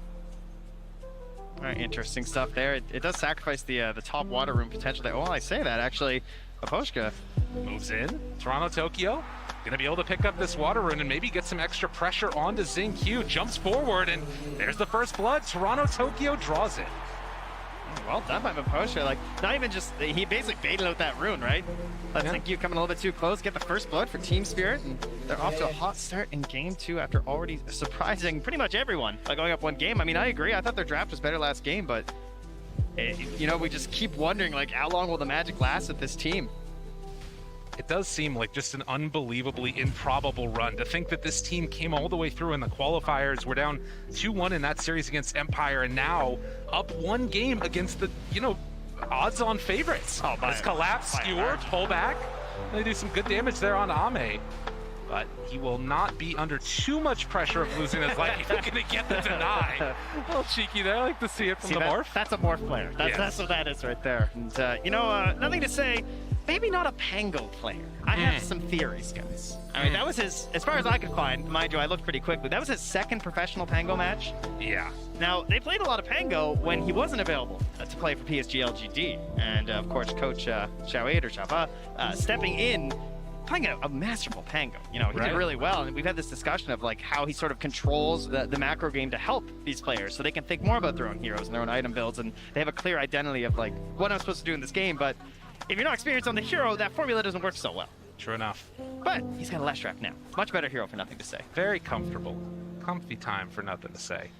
And so far, he's doing fairly well. The early first blood onto Toronto Tokyo, giving that puck the advantage as another stack up on those camps. And now, trying to scout for these runes. Miposhka just within vision there, and Nightmare. It's going to use a lot of mana there. And Toronto Tokyo gets the haste down bottom, so a little bit of luck and a little bit of good rotations, helping out Team Spirit. Yeah, even threatening to have the TP in there, Miposhka will be all right, and actually just starts going right back on the aggressive. Will only catch a sentry though, no OVs. taken away there. So we heard a lot of discussion actually last game from Insania talking about like the power runes and the strength you're going to have from that right here, and especially for a Puck, a hero that's really capable of trying to abuse that, because you want to be making these early rotations with the Dream Coil. And it looks like not going to secure another kill there. Yeah, I think it's an important point to make, is that you've got to watch so carefully on any of these other side lanes. If LGD overstep, they get a little bit close to a tower, Puck could easily make that rotation and kill off a couple. Ooh, Miposhka gets spotted on the way out here. So did Sentry on the pillar, was kind of checking around, finding some wards, and then putting obs down by the Ancients. And there is a Sentry here on Q, so this could be pretty painful. Oh, he's got it right. All right, they see it. I was right on the edge. That's a huge D ward. That was a lot of time spent from Miposhka. At the same time, LGD gonna move in and head up top. Why and Nothing to Say together. Are they gonna try and make a kill here onto the Luna a little bit far out? And we'll see if they can connect with this one, but... This is a tower kill gank. Yeah. They're ganking that tower. It's not moving. They don't have to worry about it. Luna, she's kind of fast, you know. She's got some night vision. Maxed out Lunar Blessing. But a tower, it doesn't move. True enough. They're gonna move in and next take hero, this one down. Mercy. Can she just throw the tower somewhere? It's a Valve? possibility. Ideas? Dare to dream.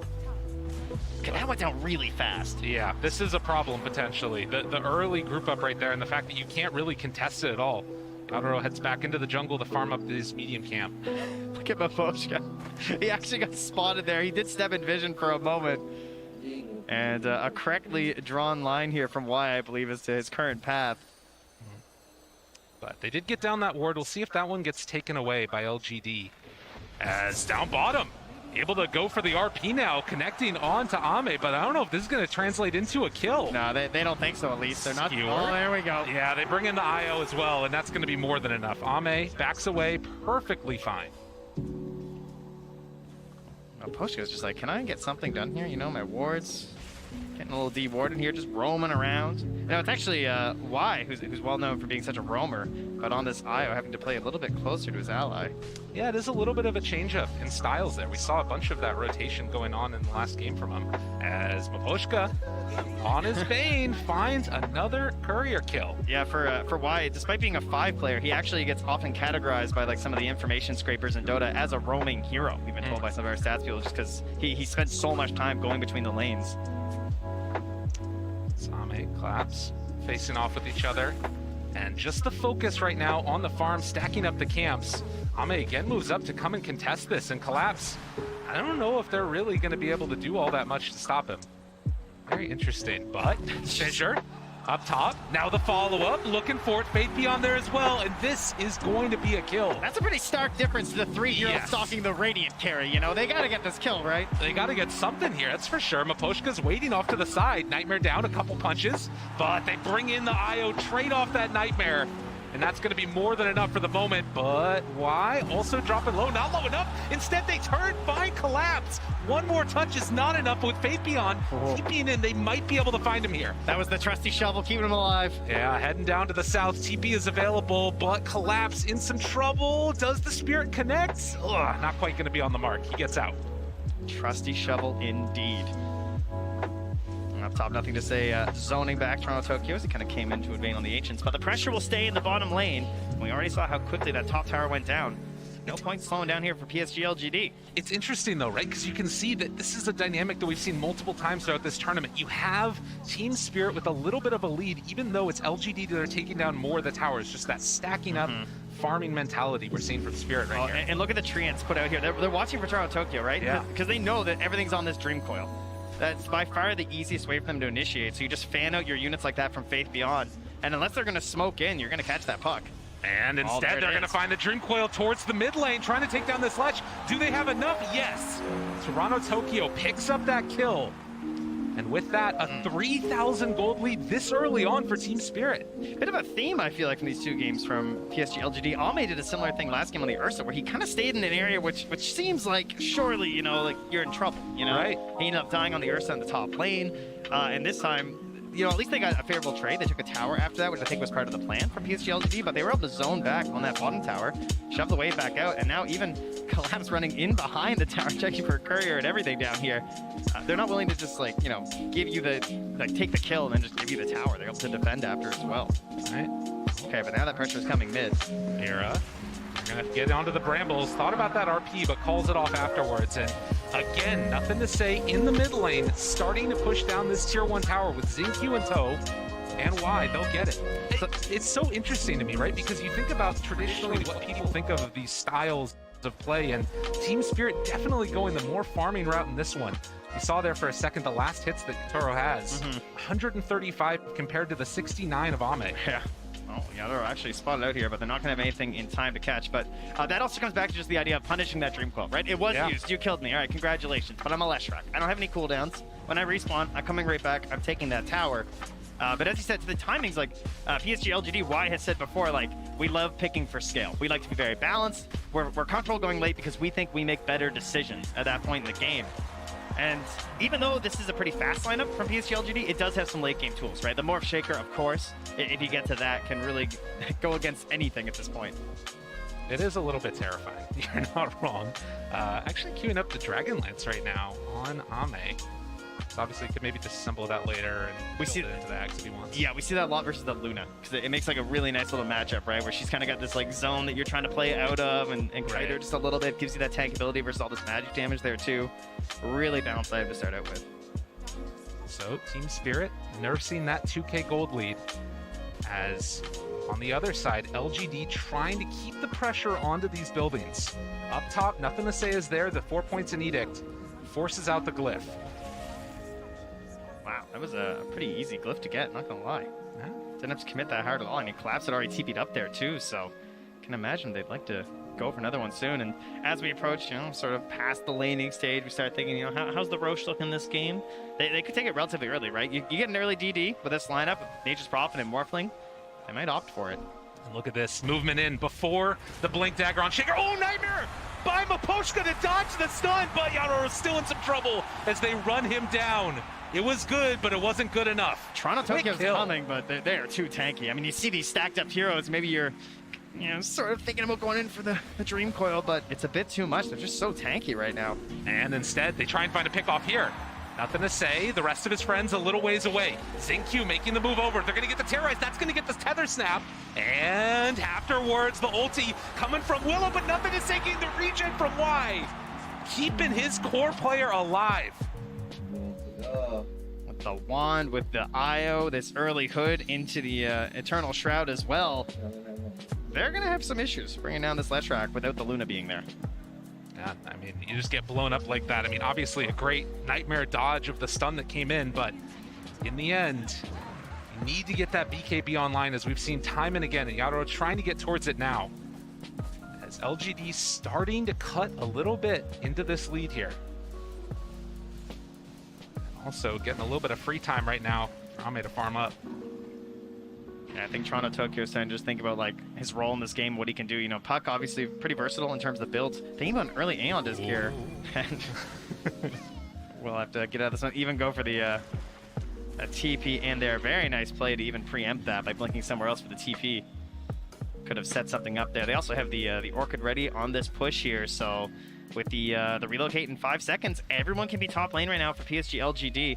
For Team Spirit, they don't see very much. I mean, they're rotating a lot of heroes to that bottom lane. I think they just have to go for the counter push.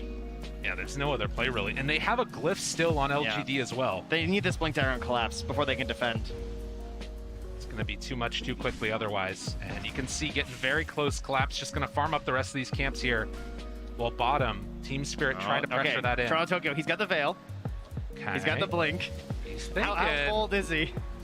This guy's crazy. We've seen it time and again, and Faith Beyond shows up. He just wants the creeps. That's all he's going for here. Oh, Faith Beyond spots him. The silence is there. That's the Orchid reveal, and he is mega dead. Yeah, he's really greedy. Yeah, it turns out.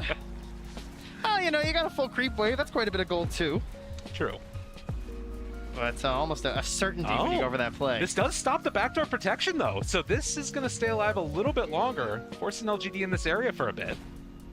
But eventually it will fall. And already they've gone back to that bottom lane to just push that back out too. So very well orchestrated there from PSG LGD. But the Courier, it holds the key. Ice Frog, little Courier delivering a Blink Dagger to Collapse. So, he's got a few more things queued up there you guys might have seen already in this tournament. The Shard, the Force Staff. He's made a couple plays. Perhaps some highlight reel ones. He's been absolutely spectacular. I think he needs a couple more this game. True enough. Not if LGD have anything to say about it. They've also had a few highlights at times, and playing on that Earthshaker with the Morphling, you just know that there's pain coming if they're left to free farm in this one. That's really the worst part of just staying in the upper bracket. Less highlights, you know, less games to play. True enough, yeah. Especially when you crush your opponent so hard, and then finally being challenged now by Team Spirit. They're up 1 game again. Cinderella story that hasn't died yet. And seeing if it can continue on here in this game number 2. The BKB is done. Taking a look at a few of these other items around the map. Collapse has that blink done. Xingqiu getting closer to his, has it completed as well now. So all of the big fighting items online. That's a bit frightening. It feels so good because, like, obviously as the offlaner, you got to get these like earlier items, get Bracer, got a mech, and then you get your blink tagger. When you're playing as a support, you just get that one thing you're striving for, and it's kind of unfortunate when they match up like that because, like, now it feels like your offlaner can actually play, but Xingqiu, like, this is an excellent counter initiation to have right now with the way that their lineup's kind of set up. Like, he can just lurk for so long. He can just wait on the side, and what kind of vision is going to catch him, right? Maybe an orb. Maybe you can take a fight at night like this and have the advantageous vision. Oh, but the skewer back immediately onto nothing to say, but he's going to live through that. Nice jump out there. Xingqiu saving the day even under that ward. I mean, they have relocate, they have Fisher. Yeah, they were super ready. That is a tough one, but at least the relocate gets burnt, right? Yeah. So that is something for them, but immediately into the Roche. Oh, and LGD gonna make a bit of a sneaky play here. Did Team Spirit know that this is going on? Where's your DD, guys? They're gonna have to push. I mean, this is down to about half HP now. Team Spirit, it's really well covered by the vision of LGD as well, but they're gonna smoke up now. Can they get there in time? Aegis, it's super low now. They pull back onto Xingqiu, gonna try and take him down first. And they will get that kill, but it comes at the cost of the Aegis on Ame.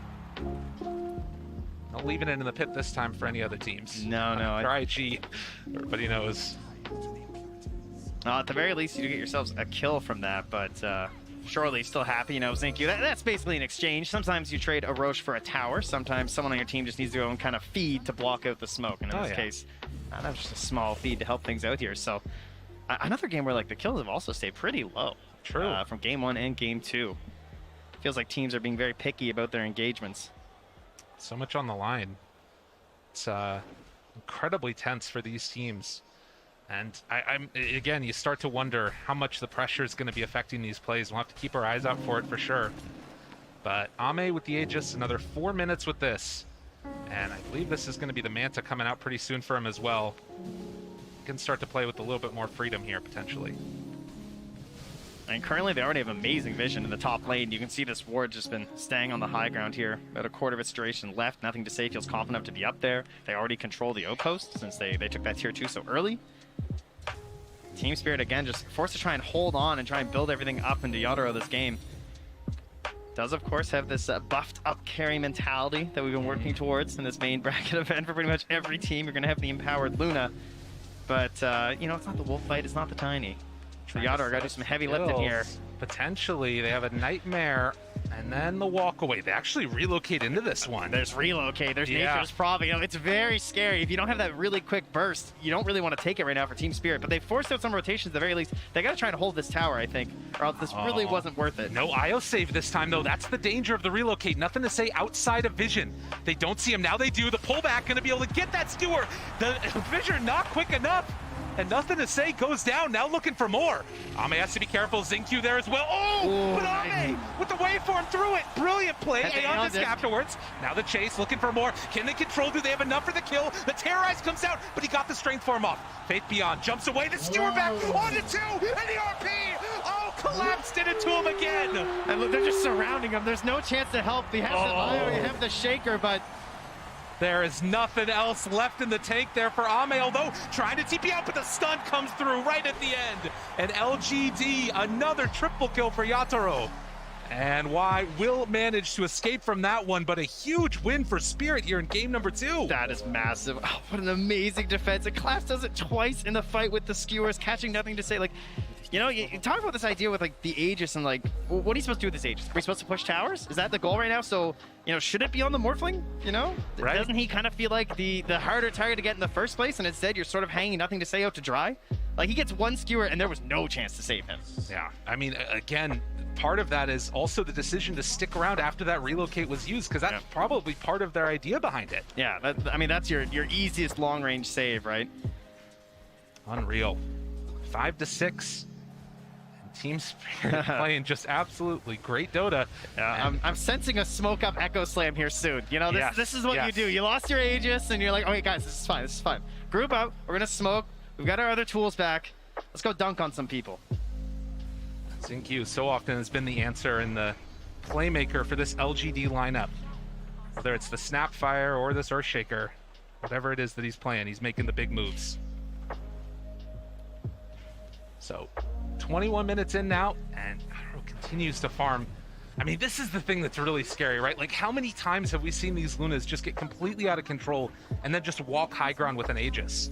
And now it also feels like they have some of those tools with the Blinks online to actually win those Aegis fights as well. Yeah, sometimes they don't leave that high ground. It just takes one sort of mounting up there and it's over. Part of the reason why they can be a little bit patient here for Team Spirit, but patience, you know, that's not something they're very well known for.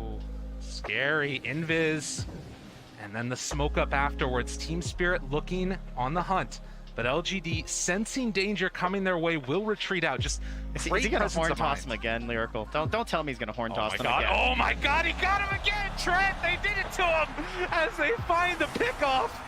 Collapse, you're too good. What a smell. Unreal. Oh, they're so good at just finding that one kill and like waiting for this timing too of just this. Oh, they caught him on the zip. They pull him back in afterwards. Why? In some trouble. Skewer a little bit off the mark, but the Brambles are there for round 2 of it. Team Spirit, they came to play on finals day. Taking down Secret, now looking to go up 2-0 in the series against LGD. Meanwhile, Faith at least, you know, getting something back, right? Yeah, go grab that outpost, get it, but man. Losing the Roche into just like taking over the map right now for Team Spirit. They're just having fun. That's what they say, right? Do they look like they're having fun? They do. Well, Voshka looks like he's having fun. For someone who's playing Bane, that's as much fun as your face gets, I think. You know? They're on top of it. Killing it. And we'll see now if LGD can pull this back. I mean, again, we've talked so much about the effect that pressure has in this lineup. In a lot of ways built to try and just win the Aegis. Not a whole lot else is going to be acceptable for them and the sort of standards that they set for themselves. 5-8. I love how you see this sentry they put outside the base too, because I had the same thought. I'm just like, where was that ward? Like, how did this Magnus do that? You know, and just nothing. They're just collapse is just too good. He just feels it. He just goes. At the very least, yeah, it's a lot of sentries. They're all over the place. And you know, that's because they also have the gem, I believe, still. Yeah, on Toronto, Tokyo. So. They know that they're in trouble when it comes to the vision game, and so you get into this place where you're just kind of spamming them everywhere. And IO, you know, you heard our lovely draft panel as well as Insania talking about like the sustain and everything, and Insania pointed out just like how much more valuable that healing is on the earlier end, right? You know, yes. About trying to get as many of these mechs and these holy lockets as early as you can in the game, and when you have to spend on sentries, that can be a bit tough. But at the same time, you have a Shaker on your team, so you're making a sacrifice in terms of the goal to ensure that Blink Dagger is going to be there. Unfortunately, they haven't really gotten much out of the Shaker. Couple nice saves, but XinQ's still waiting for his big moment.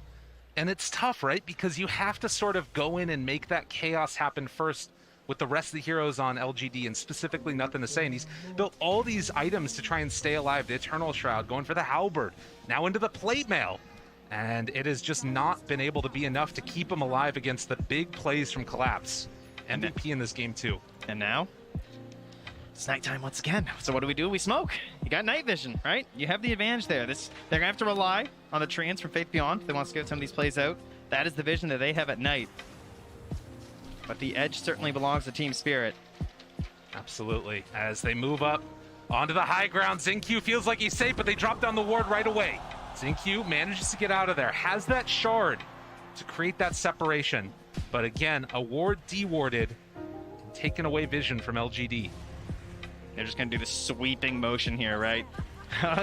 They actually scanned ahead to see if he could blink in there. He's checking the high ground. Yeah. Collapse wants this so bad. He's ready. He feels the moment, dude. He is so on top of it. Waiting for the vision. Nothing to say, he's going so far back. He's like, no. He knows. Fool me. Oh my god, that was close. Fissure afterwards. They're sensing it. They back out of their time. He is feeling it today. Came close there. I mean, that's what's so cool about the spell, though, is that you can just fish. Yeah. You know? Sometimes you're not going to catch anything. Sometimes you get yourselves a big old whale. You know what's also so interesting about this? Like, those 2 outposts are still held by LGD. They're keeping so much pressure on the map by LGD, and Team Spirit, it doesn't look like they're that interested in trying to take it back. They're just looking for those kills now. Yeah, and unfortunately for them, it's going to be a very long Roche spawn, because that's kind of what they're playing for right now for Team Spirit, right? It's just like, we don't want to rush anything. We just need one more good fight. We're going to clear up this entire base with our Luna, and we want the Roche for that. So they're going to be trying to control around the pit. Someone's going to sit in there. They're going to wait. They're going to be very disappointed for 2 minutes and 20 seconds. There you go. And that's just time for PSG LGD. So what can we stall for here is the question. Shiva's coming out relatively soon for nothing to say, but the Aghanims, that's what we're stalling for. So whenever you get in trouble as a Morphling, you look to say, how good is Manag's game is it? And it's like, oh yeah, right, we picked Morph Shaker. So we do have that going. That's going to be the big window that they're looking for. Only 2 points in Enchant Totem right now for that Shaker. But can still be devastating with all the lockdown that you get. Now, interesting things that we're going to have to watch during that, though, will be the fact that it's the Aeon Disc on a puck, right? So they're going to be looking to catch and chain and even just try and, like, go through that stats resistance while it's actually active on Toronto Tokyo and just try and, like, keep chaining him down because he's not going to have the BKB. And then after that, we also know that Collapse, he really likes these kind of cheeky items, right? He doesn't like BKB. You've seen the plays this guy's making. There's the Aeon Disc out. Toronto Tokyo not concerned, just blinks away after the Aeon Disc is procced. And also getting that D-ward again. So the question will be, when they come high ground, will you find this big Morph Shaker play? Are you going to catch these heroes without the immunity that they need to survive what is obviously a pretty terrifying duo of heroes? Faith Beyond shows for a second. Collapse, looks for an opening, sees him there. There's an opening, the horn toss, the pullback with Skewer, and immediately gets the kill. Nothing is free, not even pushing out a wave. That's the kind of punish that you need. I mean, they felt pretty free on this map, right? Because they are moving around as a single unit for Team Spirit, right? And that's why we're spotting some of these heroes just like Faith Beyond's randomly in a spot pushing on a wave. Nothing to say. That's why they were able to control the outposts for so much longer than you might expect, considering the situation that Team Spirit was in. But the punishes are free, and so they will go back once more for a disappointing look inside the Roche pit, and then wait another 30 seconds, and then they'll go back and do it again. But look at this. They have that Aghanim Scepter done on the Morphling now. Puck also just finishing an Aghanim Scepter and has an Arcane Rune bottled. They're like sending in Wildfires. Just these slow movements in. Ready to tether back off Sentry. It's going to catch both. They have vision right away. They know they're there. Collapse. Oh, he doesn't go for it. We've seen them go into these trees so many times. Collapse. I would not be surprised. He's thinking about it. Xingqiu is back there. Oh, they're just baiting out. Yeah, they're waiting on it. And Faith Beyond, in the meantime, farming on the other side. The Radiant, they scanned that pit there. To no success. They're going to send in the Treants, though. So, PSG LGD, they're in the know. They've got the Morphling, with the Aghanims, with the Shaker, and a team that really wants the Roche. They have a plan. This could be LGD's comeback here. Can they make it happen, though? And how long can you sort of like control and force the focus of Team Spirit to be here, and what are you gaining on the rest of the map? I mean, again, they're fanning out a bit here, and you have the global teleportation up at 10 seconds for Faith Beyond. Yeah, you have Ame just farming the Dire Ancients right now, so... Are they going to give up this There go the Roche? Treants. I mean, they know they're in there right now. I highly doubt they just give this up for free. I don't know, is it still inside here? They're moving over now. Faith Beyond getting some Treants out. Starting to move into position. They're going to lay down these brambles. They're actually doing this so slow that maybe PSG LGD are just kind of fine with this. Are they really going to give up Roche for this, though? I think they just can't get in the position, right? I mean, they don't have the best vision around the area. They actually see absolutely nothing right now. So, I mean, they know they're in there. They've sent in the Treants. But again, how do you get that initiation when, you know, you're so reliant on... You'd rather just fight on the high ground at this point. All right, well... LGD give that one up. We'll see if that comes back to haunt them later. As Mira is going to push out this lane up top. Faith Beyond very close. And they're going to have to deal with their lanes, because this is one thing that's definitely beneficial for LGD is their split push potential. Faith Beyond, BKB with that Orchid. Xingqiu shows up. Dodoro up on the high ground. Nothing to say there as well. They have great vision on Team Spirit, and now showing in the lane. They're thinking about going. They pull him back in, and he is done. Can they go for any more now? They have full control onto the Luna, but Luna just walks away. Living yet again. Yeah, I don't know. I don't know if he's thinking about, like, is there a buyback play there? Because that's a pretty bold sentry to place down. On just like that, Team Spirit with Aegis in hand. Faith Beyond could maybe go for a play there, but Toronto Tokyo not showing himself, has the boots of travel to join with the rest of the team. Right? They had the ward near the base. They actually saw that Ahmad was moving over here. Oh, man. This would be such a huge pickup if they can get him. The spider legs. Walking in. They get him with the horn toss. Chasing down for more. Ahmad's done. Team Spirit, everywhere they go, people die. It's the ward game, you know? Just spots him heading over there. That ward near the base. Lets him know. They chase it down. And now they go up. Will they leave is the real question. There is a glyph available for the Radiant. True enough. They walk up high ground, and Kaoru going to start beating away, laying claim to this area. In the meantime, Faith Beyond's going to try and push up that top side, but they catch him right away with the glyph. Collapse, pulls him back in, breaks the coil. Team Spirit, they're just playing too clean today. LGD need more. They don't have buyback on this Morphling. They can't get 2 racks at the very least on the side of Spirit, but I mean, do you need 2 racks? I don't know. That's a good question. Well, maybe Faith Beyond is actually starting to take this one down. Now the jump in. There's the BKB. Faith Beyond still has that Orchid available, but the turn off to the side. Oh, great Orchid to interrupt, and that will be enough to get him out. That was really well done. The BKB TV. It's like there's one answer, right? Yeah. Finds him there with the Orchid, so well done indeed. He will at least take a tier 3, so that's something, but of course, there's still lots of time. You know, 2.5 minutes for a Luna to just run back to your base. She's pretty fast. You're not wrong about that one, and can start pressuring down these other towers. There's no more glyph either. Do Team Spirit want to make another run at this with the Aegis? They're just so far ahead already. 10k gold. It does not look particularly close. Yeah, the boots of travel there from Toronto Tokyo, so he's just able to push out this bottom lane. He can be there in a flash too, trying to match some of this global capability that's there from PSG LGD, but they're still waiting for their shining moment of Morph Shaker. They are in this game, believe it or not. Just haven't had an opening. Satanic now done too for the Luna. Couriers just flying in everywhere, dropping off all these new items to Team Spirit. I mean, Yaro's almost 10k gold up on the next hero on the enemy team. LGD just don't have an answer for this Luna, particularly with the Aegis. And it looks so free for him. This is the path to victory for Spirit to go up 2-0 over LGD. They gotta guard this wave that's with them though. Faith Beyond has caught the next one. They're scanning that he's actually still there, so he's going back Toronto Tokyo. He's gonna try and hunt down Faith Beyond. Oh, and off to the side, they get the vision. Tries to chase him down there. There's the silence, the coil afterwards. Still hits pretty hard on Faith Beyond, but with collapse in the area, they're gonna break the coil and kill off the Prophet. How fast does he need to buy back is the question. Oh, man. Can they actually like force it here? I mean, it's going to be a while for the lanes, right? That's kind of why you're able to sacrifice your life sometimes on Nature's Prophet. I don't think they can punish this simply by the speed at which creeps walk. So there'll be a little bit more time now for LGD. But what are you gaining in this time? You know, there's going to be a Scotty done, so that is pretty huge, actually. Scotty and the Morphling versus this Luna. And versus again, the Satanic. I mean, it's looked so one-sided partially because LGD haven't taken that fight yet, right? Like, and there's still going to be that window when they have the, you know, Ag Shaker and can go in all at once together. It's just they're waiting for that perfect fight. Still have to be careful of that one on Team Spirit. And with this Aegis, you would have to imagine it would come soon. Well, Collapse, you know, I think he wants his perfect game here. He's the only one who hasn't died so far on Team Spirit. Absolutely carrying out of that offlane. No kills, too. So giving, you know? Such a charitable offlaner. That's the way it's supposed to be, absolutely.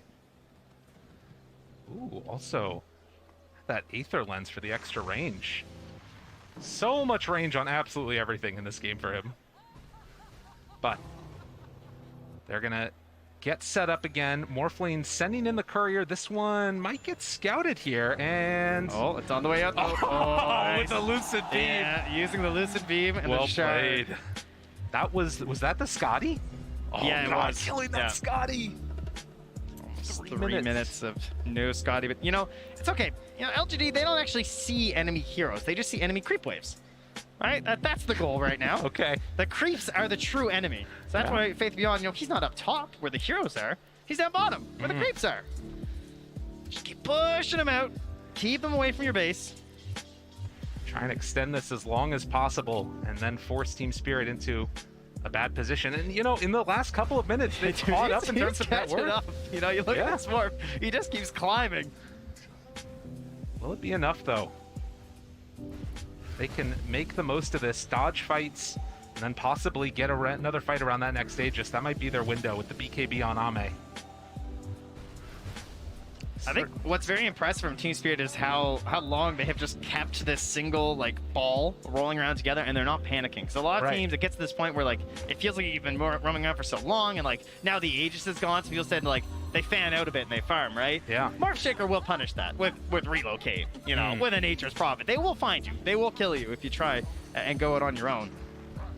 But with all the lanes pushed out now, Team Spirit, without that Aegis, still going to walk up and hit this a couple of times. You have 3,200 HP on Yaro as well as the butterfly gun. And they have this ward on the high ground that LGD don't know about.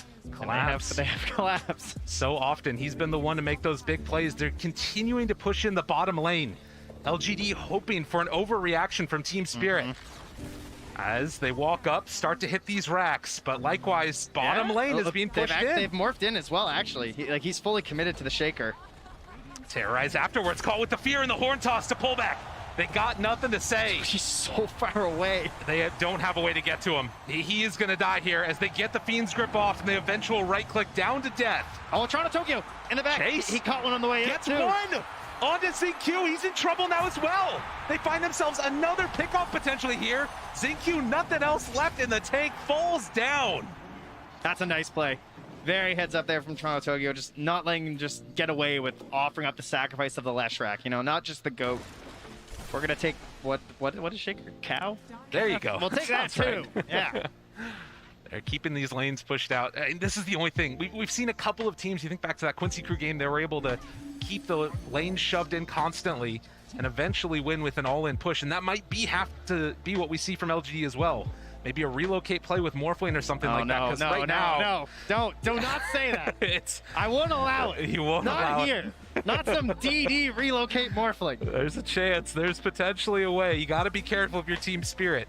With this global potential that they have on LGD, anything could happen. The last outer tower. Now gone. PSG LGD. Beyond AC done. And Team Spirit starting to sense Roche going to be back up. 10 seconds. And with that, it could be the window to close this game out for Team Spirit. All right, refresher or eggs? What are we getting? I'm down for either. As it will respawn right now. Get the eggs. Interesting. Smoke up, though. LGD. Is this finally the fight that they feel comfortable with? They have been sitting on this Ag Shaker for so long. Or Ag's Morphling, rather, with the Shaker. BKB now done to boot. Yeah, that's a good point, though. Maybe they get ZQ and eggs here. Yeah, that would be kind of nice. You can see Team Spirit not comfortable just hitting away in the Roche pit. Nothing to say, walks in. Yadaro up front and center. Jeez. Nothing to say, they jump in. There's the control, the damage out. Mapochka's dead, buys back immediately. Yadaro turns to fight, destroys, nothing to say. They've got him, caught to the side. Ame in some trouble, hidden from the low ground. How many misses are there? It doesn't matter as they chase him down and kill him off. A great win for Team Spirit as they will find more and more. Unbelievable. Oh, the chase continues. Yaro just chases him down, and Echo afterwards trying to buy a little bit of space. Nothing to say, but can he'll collapse, trying to take him down, but no, it won't happen. On the side, Toronto Tokyo will fall with a big stun afterwards. Yaro moving in. He's big, he's bad, he's Luna trying to kill him off. The fear, the pullback, collapse, he's got him. ZQ looking dead as well as they turn and hit. Another one bites the dust, but they buy back now. On ZQ, Faith Beyond getting absolutely shredded. Yaro is too big. As they catch him in again, the pushback, they got him caught and gonna maybe find the kill. Nothing to say, down low, dead. Another huge win, Team Spirit. They won't be denied. The horn toss catches onto ZQ, and Yaro just slaughter. The way they play these fights, they're so in sync with one another. GG is called. They call it a Cinderella story. Well, if the shoe fits, wear it. Unreal. And we got a crowd up there. Talent, very excited for this young team's present. They have been absolutely dominant in this one. 2-0. it's not just the fact that they won 2 games, it's the way they won these games. The patience exhibited here is not something of a young team of like, oh, we crushed the lanes and we're totally owning this game. They were patient. Yes. They knew their timing. They watched for the only way for PSG LGD to get back in this game, and they just blocked it out. Unbelievable showing here from this team. The patience, the calm, cool collectedness, and now 1 game away from being able to raise that Aegis. Unreal. Very socially distanced crowd. You love to see it from them as well. As we get ready to go into this game number 3, but the man behind it all, Miposhka right there, captain, and keeping everybody with a cool head. Yeah, well, the man behind PSG LGD, what are the options now? I don't know. You know, you came in, you were the favorites. Everyone expected you to be the ones up 2-0 at this point, you know, for Team Spirit to be digging.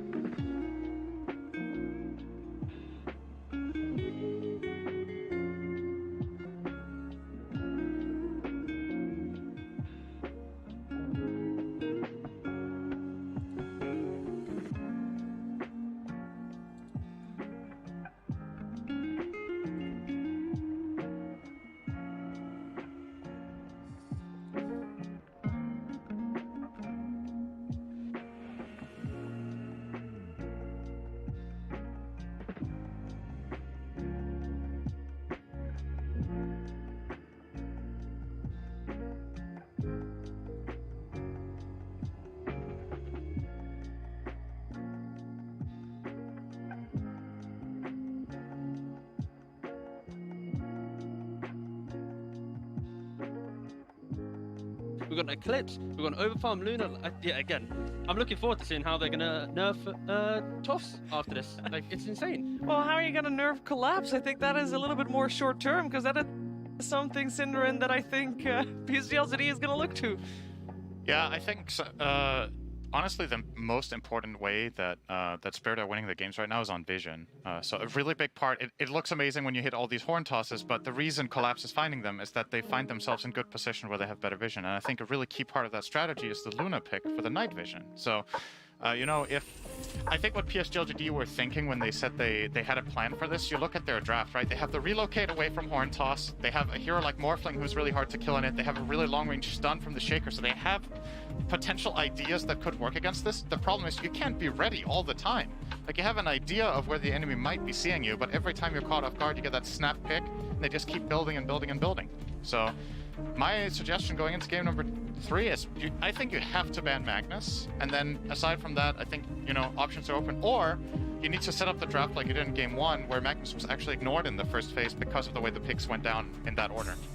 Yeah, let's talk about the start of this game, Tsunami, because it felt a little bit like a repeat of the start of game 1. Especially because it was another IO draft. Granted, it was a much more different approach to IO, but the dynamic was still quite similar. And I think the cheap initiation, both literally and figuratively, has been very, very popular over the past 6 months. We saw, like, Beastmaster's Aghanim Scepter being like, I don't need to commit to a fight. I can just toss axes from miles away.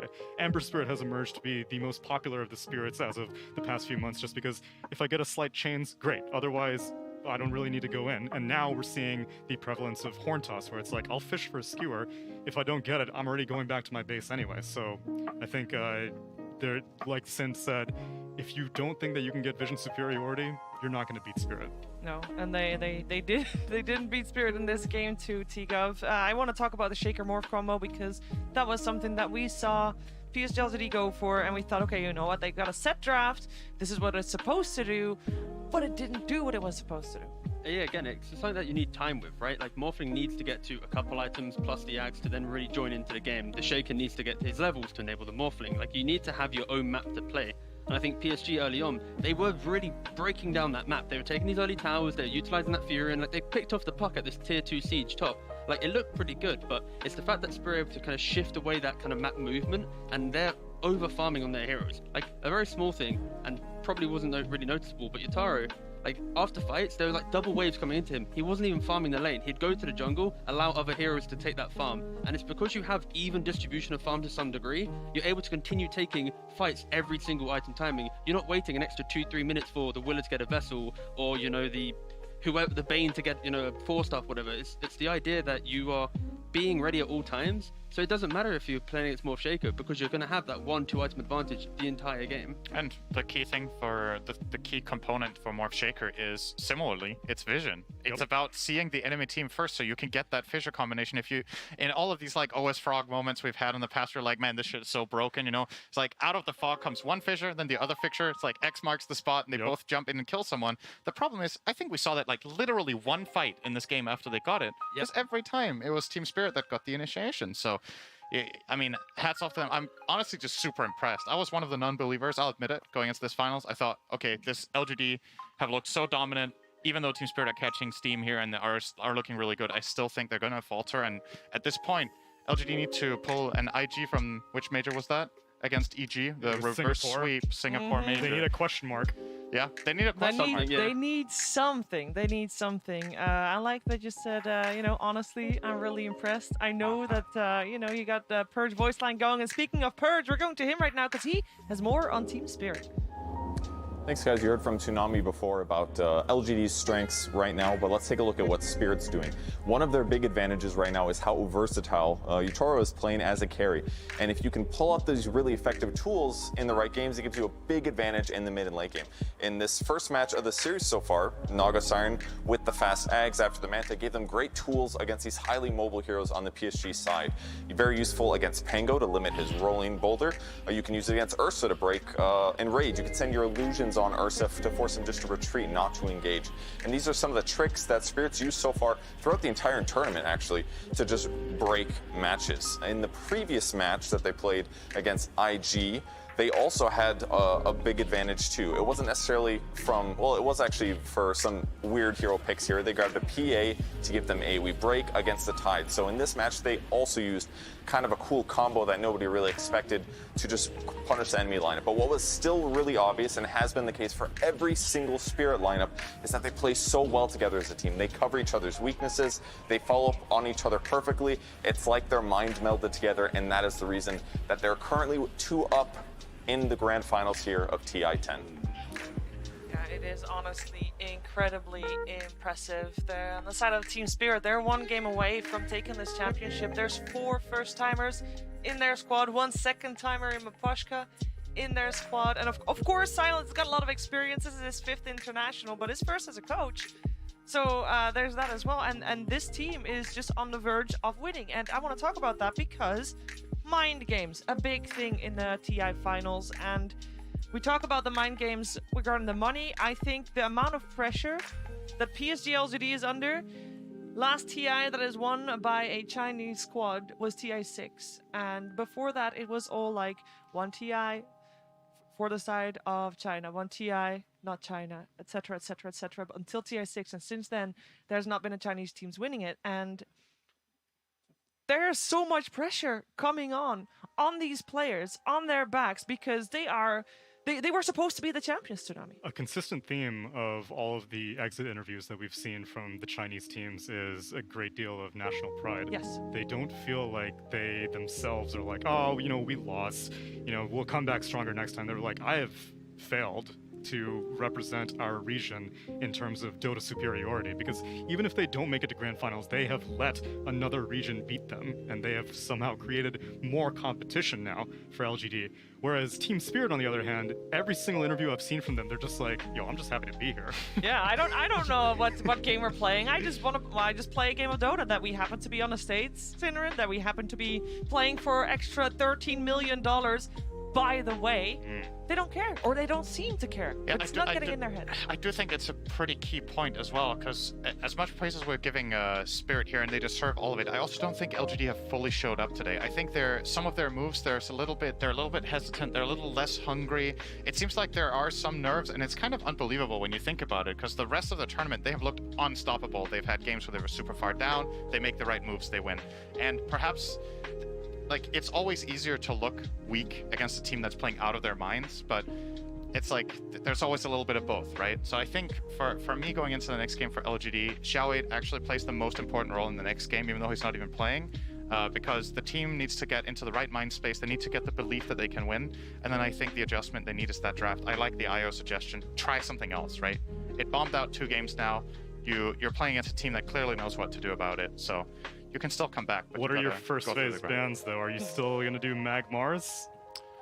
Because I think I think you have to target Collapse. Again, the key thing here is the fact that I believe PSG had the choice of going for first or second pick, right? And they themselves put them in the position of allowing Spirit to ban out the Tiny and the Monkey, forcing themselves to either ban the IO themselves or pick it, right? So in this position, it does feel like you'd like to see something different from PSG. The IO hasn't really worked out. Just add some more stuns, add that ability to, you know, break down the map a little bit better, and then they should be in a good stead. And, you know, going back to the point of PSG and the expectation, you think about Spirit and how they got here. They just played the lower bracket game, right? They're one game down, they win game 2, they win game 3. Like, that momentum, that is so hard to attain, in any competition, right? So that is very much why they're feeling confident. And of course, you do have the head kissing versus the belly rubs, and therefore head kissing is 2 up right now. All right, gentlemen, here they come. It is time very soon. We'll see game 3 of this grand finals. And this third game could potentially be the last. Right now, Team Spirit is up 2-0, and it has only happened once before that a team was able to 3-0 their opponent in a grand finals. PSG LGD, we know they have it in them to force out that game 4, but we need them to believe in themselves and in their draft as well. We know also that they can do it. Faith Beyond and Y both have already got a TI win under their belts. They won TI 6 with Wings. We have seen Ame being in a grand finals. TI 8, of course, that was one of the closest grand finals we have had, and unfortunately Ame wasn't able to take it, but it came very close, and we knew that the pressure there might have been a little bit too much, but we know that he can do better than what he is showing right now, Tigov.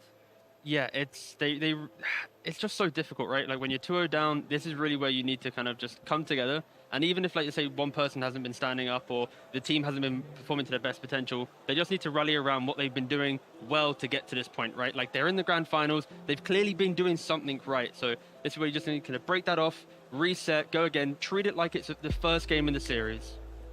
That is so hard to do. It sounds so easy when we say it. Hey, just don't think about that you're 2 games down. Just play a game of Dota, Tsunami. How hard is it? But the problem is they've just now lost as many games in this grand finals that they have throughout the entire tournament. True. I don't know if they're used to losing. They have having to repair is a challenge, and Spirit has had to repair on their journey here. And having that lower bracket run coming into the past 2 days, playing 2 series means that in their second series they're already warmed up. LGD was sitting here waiting for the secret series to finish. They have not had to be on the back foot and be like, oh my gosh, okay, we gotta change our dynamic. I have no doubts that Xiao 8 would be able to deal with that, but it needs to come now or you're gonna lose. Isn't it kind of crazy to think about that no matter what the score is in this grand finals, LGD has a better win rate at this tournament than Spirit? Yeah, like, that's true. by far. Like, it's not even close. No, it's not. Even if they 3-0, their win rate is still way worse. So that's what finals are about. Like, it's the final game. Have you got it when it matters the most? So far, Spirit definitely do. Yeah, for me, I'm just super excited to see the draft because I think this third game is very telling about the mentality. When you're kind of broken like this, when you're down 0-2, there's like 2 approaches to take. There's the crazy approach where you just throw everything out the window, you do something completely different. And there's the one where you're like stubborn to the, like almost to the limit, right? Where you're like, no, we can still win with this damn IO. We're gonna try the 3rd time in a row and we're gonna adjust some of the bans. So I'm really curious. And I honestly, depending on your perspective on it, I think I can see both approaches as a sign of strength and a sign of weakness. True. So it's kind of hard to just say out of the first 2, but I really, really, really want to see what they're thinking right now. But do you want to be the team that potentially loses 3-0 in the grand finals to the underdog, just going IO every single time, not really changing it up? I think that's something you kind of have to nod in your head, right? Yeah. You're gonna have to shut that out. As repetitive as it sounds, you gotta treat this game as a fresh game, a standalone game, not having the pressure of $13 extra million on your head, not having the pressure of an entire region on your head, and not having the pressure of Coach Xiao 8 on your head, and everything that comes with winning the international. And you just gotta play a game of Dota, play a pub. And you know what? Nothing to say. He's been playing so many pubs. He is the world ranked 1 player. I feel like we haven't really seen him step up that much yet, Tsunami. Is that because of his heroes that he's been playing today? I think partly the heroes that he's playing, but also the heroes that his team is playing. I think that he hasn't been given the correct draft to let him pop off on a thing like Ember Spirit that we were talking about. Give him some cheap initiation that he can get in and out. Give Spirit a taste of their own medicine, because so far, every time you're running an IO strat, it's more on the shoulders of Ame to finish the game off, and that has not been happening for the first 2 games. So to beat Team Spirit, you gotta pick a Spirit, Tigo. Maybe so. I actually hate spirits. Don't forget that. But no, you like to break a spirit, though. I do like to break a spirit. But yeah, Team Spirit. Their second pick, right? So in both the previous 2 games. So in the draft order, that simply means that they get to pick the core after seeing 4 heroes and the mid after seeing all 5 of PSG 2 times in a row. So we mentioned the idea of the impact of Ame, the impact of Nothing to Say. It is a product of the Lesh was a sacrificial type pick in the draft. This Pangolier was kind of thrown out there, not a comfort from Nothing to Say. So I would really love to see either they shift around their first pick drafting style to enable the players a bit more, or take that second pick one time and just give it a go where they actually get to go, okay, this is our best core in the game, this is our best read on the game, and give it a go. Because right now, Spirit is utilizing that 18 and 24 very well. Yeah, let's see what's gonna happen. It is time for Game 3 of this Grand Finals. Team Spirit versus PSG LGD. Grand Finals, Game 3. Welcome again to the draft panel of the Grand Finals for Game 3 between Team Spirit and Team LGD. And honestly, no questions this time, because I really want to see exactly how they've adapted their bans to Team Spirit's lineup. We actually saw that LGD, they were choosing first pick before, but they've made an adjustment here and they took second pick. Yeah, it means that now this is all about Team Spirit. Team Spirit is in the driving seat more than ever. They are forcing LGD to, they're making them second guess themselves. They're making the 15-1 group stage team, the upper bracket dominant team, they're making them completely question everything that brought them so far. And that is crazy. So now Team Spirit is leading the charge. LGD is switching things up, maybe trying to put the players back in their comfort zone. We were sitting there watching their body language with Johan, like in this pre-stage kind of area. Chao 8, arms crossed, them looking at their feet, not looking at each other, not sharing, energy. This is what you need when you're back against the wall. You need to be there for each other. You need to bring the momentum back. You have to create it somehow, because obviously the Dota is not bringing it. And on the other side, you have Silent talking to them, and they're all looking at it, kind of drinking whatever word he's giving them, and they're uniting, feeling, bringing the uprising energy. It's 2 completely different teams right now from what we could see body language-wise. I wonder if this change-up will make them feel slightly better, because now it's a new page, new book. Chao 8 is going to go back to a second pick. Maybe that will give them some type of confidence boost or belief in now what they're going to do. I do think that they need to play harder, play better. Team Spirit is showing up today, and LGD, they need to bring their A game every game. And we see, even though they lost last game, even though they're down 2-0, I think this might actually be a good sign for LGD. Yes. They're still confident, even against what Collapse showed on the Magnus. I think this is the first time I've really seen people pick the right counters against Magnus. Finally. You need to deal with the skewer, right? It is finally coming up, and I also want to mention, this is the beauty of Dota. Magnus has dominated many patches. It has dominated many years for different reasons. It has been about Empower at times. It has been about RP at times. This Magnus is about skewer. It's about repositioning a hero in a way where the fight is so unfair for one team. Yep. But this skewer play is stoppable. It's stoppable by Rubik Lift, probably one of the best tools in the game. Yule Scepter, Lion Hack, Force Staff. There are ways to stop this skewer from happening. This Magnus doesn't buy BKB early in the game. He's playing with Force Staff, either lens, and you have to stop it. And I love the confidence from LGD in a way. Maybe Chao 8, maybe somebody in that booth is telling them, hey, I know this Magnus looks strong, it looks unbeatable, it is beatable. Stop the skewer play. Now you end up with a Magnus stuck in the fight, cooldown skewer. He's just gonna die. No RP, the whole team fight goes away. And then the fight is absolutely terrible. Great way from LGD to counter it. It is abusable and they're going for it. I love it. That is confidence. Yeah, I think LGD, whatever it is that's gonna take for them to really find themselves and play like LGD, they need to find it now. They don't have any more chances. You don't have another game to lose. This is going to be a good route, but I am still very worried for them and worried for what's going to go through their heads if they get into this game and it starts going south at any point. You want to win TI, you have to be the best. You have to be the greatest team of the season, or at that point. And the greatest team has to be able to play Dota to their fullest, even down 0-2. And if they can't do that, then then it was Spirit's win. So now is the cornerstone. This is definitely where the finals is going to be decided one way or another, or either it's going to be decided now, or we're going to get another round of great Dota, which I'm hoping for. Like, I want to see 5 games, but definitely, if LGD is going to break, it's going to be now. I mean, what a run, though. I gotta give Spirit a lot of credit and Collapse a lot of credit for what we've seen so far. It's been insane, the stuff that they're doing, the stuff that they're pulling out. If you were to go replay analysis, Spirit before today, you could pick up something, but this is still a different team than yesterday. They are better, they are more confident, they're more free, and they are picking whatever they feel like picking and doing whatever they feel like doing. They're blossoming. It's beautiful to see. It's I beautiful think we've to see. seen that the entire lower bracket run. I mean, they're a team like, oh, maybe it can beat this team. I mean, unfortunately, they eliminated you guys, but throughout every series, I think, as you said, like, they're bringing out better and better Dota, and all this momentum, like, it's come crashing into LGD. Like, they were by far, I think, the favorites of this tournament, but now they're down 0-2. I want to mention this Undying pick. So in my head, like, Magnus, he repositions the fight. So maybe Undying, he has troubles with that. But is it just like because of the Rubik lift, they're so confident in stopping that, he can like anchor a fight with a tombstone? Or like, what do you guys think about the pick? It is possible. It's also a very good hero against Magnus on the lane. There's that too. And you also have to keep in mind they're playing second pick. So they have to kind of show cards. You probably better show an Undying card than another card. It's like strong laner.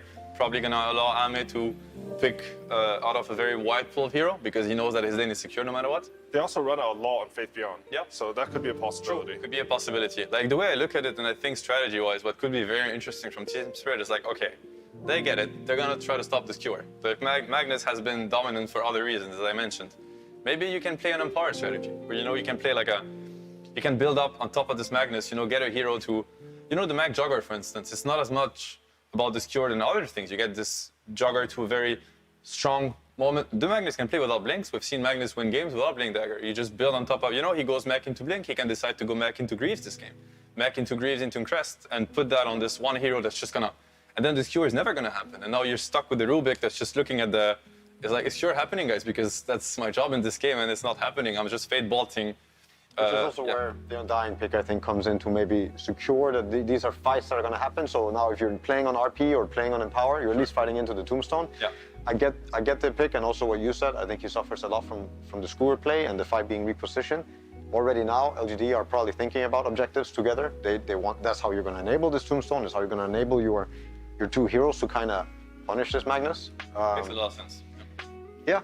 But we'll see. I'm still worried for LGD. Now I'm seeing things, and I'm seeing this Morphling ban. I think it would also be a good pick for them. They're also worried about like a Willow Morph combo, but it's good against Mag. It would be good with Undying. It's what they're looking for forcing objectives and things like this. I wonder if they're going to have a solid plan going into this, if they're drafting free, or if Shao 8 is also dealing with all this pressure that they might be feeling, being the favorites, having not lost many games before, and now losing games for like the first time. Ooh. Again, this is, I think, it's dealing with the Magnus blink again. They're worried about that skewer. I really like what you said, Seb, about maybe making a pivot on the Magnus style. I think the other thing that this hides is whether Undying is actually a core or not. Because I think that's really what they're thinking about here. That's one thing. I think there's two ways here. If Spirit can play Mag mid, I think it's very interesting, this game. The Mag doesn't have to go into the Undying lane. Mag mid is Echo Saber Mag. He's just gonna blink, RP, kill. He doesn't cure back, and he is not gonna care as much about what's being built, and they get also to counterpick the Spectre greatly on the lane. It's a possibility, but they could also decide to double down.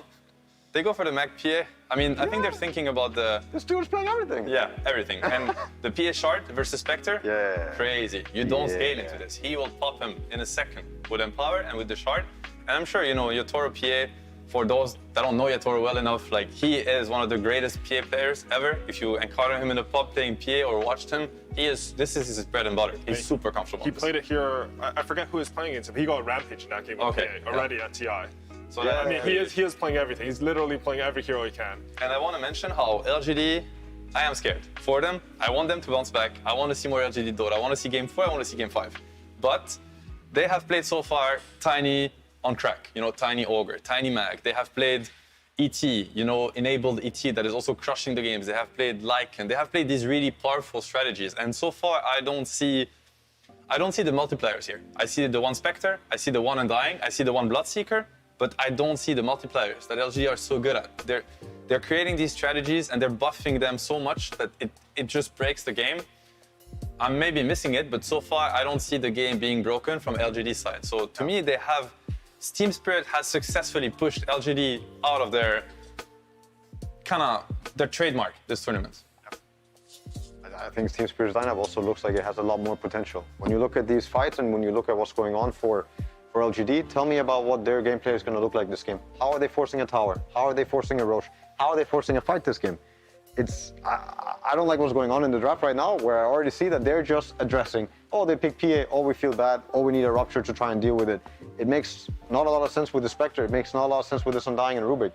Maybe with the Rubik for the lane, but still, there are picks in the game that could maybe make this come more together, find a way to scale into them, win the fights, get the Roche, play some team fights to actually make it happen for your team. So is that what you think they're lacking on the LGD side? Just need some so it's damage for objectives and maybe some more team fight. Some way to force the fight. It can happen through objectives. It can happen through Roche. It can happen through catching them with a good Spirit hero. As for the last game, I'm going to try to make a case for LGD, for the LGD fans or the ones that are hopeful to see a game 4. They have very strong lanes. I mean, Bloodseeker versus PA, I speak from experience. Like, as an offlaner, I can tell you this is a free lane. Yeah. He's going to have the lane of his life, especially with the Rubik on this lane. They did see the Magnus, and they decided to go with the Undying and the Spectre, so I can only assume that they're happy with this lane too. So now these are 2 side lanes, and they're going to get the last pick for nothing to say. He has proven that he can, truly dumpster a lane if he's given the tools for it. Tinker's still in the pool this game. Yeah, that's very interesting. I think he plays an insane Tinker. They also have a way to force these fights. I mean, at the end of the day, they do have Rupture plus Tombstone, and that is a way to fix the fight somewhere, and force them to fight into the Tombstone, give the Rubik freedom to position himself around the fight how he wants and gets his spells off. And, and we all know what Xingqiu can do when he's enabled in these fights. There are ways for LGD to make that happen. I see the Tinker. Then the Tinker would actually, Tombstone, Night Vision, Bloodseeker amplifying. Yeah, that's crazy. I would just be worried about how are they forcing a fight with this Tinker? How are they actually catching a hero? It has to be the Rupture, it has to be the lift. I don't think it's the best and easiest ways to force fights. Early on, Rupture, ATOS, they have to build on it. ATOS would be a really good, it would be a really good timing for them. They have to build on top of that. And I see how the Tinker makes all of it. Nothing to say, one of the best Tinker players in the world. Incredible Tinker, actually. So good on the hero. You get the Spectre with the Ags, you get the Dagger Vision, meaning you get the enemy hero's vision. So Tinker's gonna see everything. He's gonna be amplified by Blood Rage and the nighttime Tombstone Vision. Everybody's tanking the Tinker spells. Very beautiful pick, in my opinion, that can, once again, it might enable their entire lineup if they are willing to look at it. What's left for Toronto here? So there's a lot of heroes that are banned. Do you feel like he needs like a preemptive Tinker counter though? Because when you guys are talking about Tinker, I feel like it seems so free. I mean, you guys it's very free right now. He it's has very to free color the Tinker angle. He has to. But no Puck, no Swarm, no Void Spirit, no Ember Spirit. I don't know, man. Like most of the heroes that he would want to pick are kind of gone. Okay, that's a Toronto hero, but it's not an inherent Tinker counter. No. You can catch him, but you don't stay on top of him. And nothing to say, he was a Tinker spammer. When he was like a C pub star, he was one of those guys. Yes, give us the NTS C Tinker. We want to see it. Don't go out without it. He is, he is the king on this hero. Come on, make it happen. Here it is. Okay, perfect. Does this make you just favor LGDs? Because I think this is the first game I've seen like their draft. It looks cohesive with this last pick. I'm a huge Tinker believer. I believe that if you play this hero to the limit and you find ways to push his timings this game, I think he's going to shine. I think you're going to see this hero popping off, and he's going to be making Team Spirit run away. They're going to be dying from rockets. It could be a massacre. It always has the potential. This hero is so strong this patch, and yeah, one of the best Tinker players. I hope to see fireworks. Yeah, regardless of what I want to see win TI, I want the game 4 at this point. So for this game, I'm all in LGD. I want them to take it. I want to see more Spirit. I want to see more LGD. I want to see more Dota, man. That's all I care about. I want to see more Dota too, but I would be very happy to see Team Spirit win. I think these guys have shown the world some incredible games, and the beauty of the game and the beauty of these heroes and what you can actually make happen. So either way, I'll be happy for Team Spirit, but boy, I want to see more games too. Excited. Pep talk. You see it. And the draft is finished, and we're going to head straight over to Casters with Insania and OD Pixel. Thank you very much, Yowie. Welcome back, ladies and gentlemen, to Game 3 now of the Grand Finals. PSG LGD against Team Spirit. Team Spirit up at the moment, 2-0. One game away from potentially taking that championship spot. Insania, we heard from the panel there during the draft. They were very Well, they predicted it perfectly, this Tinker pick, and they were excited to see it. Could this be what allows PSG LGD to maybe turn the tides and get the momentum back under their grasps in this series? I mean, I absolutely think so. Out of all the drafts that we've seen from them, this feels the most LGD. I felt like in the last game, they didn't really have a way to fight. I feel like LGD's like proven we're one of the best teams at fighting you. And I feel like in the last 2 games, they just didn't have a chance to do it. So I really like this draft from them, and I think they have a way to, you know, battle out against Spirit. But at the same time, I see a way for Spirit to deal with a Tinker. I don't think it's an uncountered Tinker. I just think of the way Yatoro plays. I could easily see him, you know, get on top of the Tinker and pick him off in a fight, come in from the sides with Meld, and, you know, read the movement correctly. Because one of the themes for me about Team Spirit victories has been vision. And vision is the best way to deal with Tinker. This hero abuses vision better than most heroes, so I think the vision war that's going to happen between Spirit and LGD is going to be really interesting. Already going to see both teams head-to-head here. Nice sort of catch from either of them, White. Gonna try and hide in the pit. Only the rocket's starting to come out from nothing to say. As Team Spirit, they will back up in either side, able to get the grab that they wanted to potentially get that first blood. But let's see, as you say, definite potential here for PSG LGD and their lineup. But as we've seen so far, 2 games in which Team Spirit have looked to be completely in their comfort zone. And it does seem the pressure, it's certainly more so there for PSG LGD in this series. Yeah, I absolutely think so. And I agree with something NoTail said, where like if this game starts looking bad, if the early game doesn't really go their way, I could easily see some potential crumbling coming out from LGD. But I feel like they have the makings of a good draft. You know, when I look at it objectively, if this was like a first game of the series, I haven't seen either of these 2 teams play, I would have favored LGD's draft. I like what they're coming into this game with. They're setting up strong lanes, and they have Tinker to like kind of provide the damage for later team fights. One thing, though, to me that sort of stands out looking at the lineup of PSG LGD, whilst they've definitely got a lot of heroes to create that vision, set up for the Tinker to go crazy in the team fight, sort of similar to, I believe, the Game 1 draft, there's not a lot of stuns. Yeah, you're right about that. And I think the idea here for them is that you're not really going to be committing into fights. You're not jumping a hero and then just trying to stun him and lock him down and chase him down. You're rather trying to burst somebody really quick and then resetting out. So the idea of using Rupture and then dropping Tombstone is going to be their key way of team fighting, and then you're going to use Rubik primarily for counter initiation. So when somebody comes into your backline, or when somebody chases down the Bloodseeker, that's when you'll see the Rubik coming with lift. That's when he's going to come in with a Clutch Tornado, or something along those lines. Let's see how these lanes end up panning out here in the early game. Yatoro on his PA, as we said, this time a hero that he has already pulled out on the main stage. I love this from Yatoro. If we take a look at the bottom lane, he's so good at doing this. As soon as you see Zinky run for this block on the small camp, he doesn't care if he misses a creep or 2. Just immediately runs over, make sure they get that pressure. Zinky's immediately forced to TP out. So that's mana. That's a Fate Bolt that he's not going to be able to use on them. Plus he doesn't have a TP. So just really nice gameplay from Yatoro, helping out his position 5 player win these trades. Even stepping up there, trying to get connection onto Jinkyu, but smartly keeping his distance. We'll have to watch out when the level 2s are hit. I mean, this lane in general, when you see the Bloodseeker Rubik, do you feel that that is a lane that the PA can struggle against, or is it not too bad? I think it's the kind of lane where they can kill the Rubik. Oh, and here we go. This might be first blood. They're going to try. They get in the Thunder Strikes there. Maposhka. First blood for him down in this lane. The trades favoring them here between the supports. Yeah, so if you think about how the lane is structured, Bloodseeker Rubik, they want to slowly like harass you out of the lane.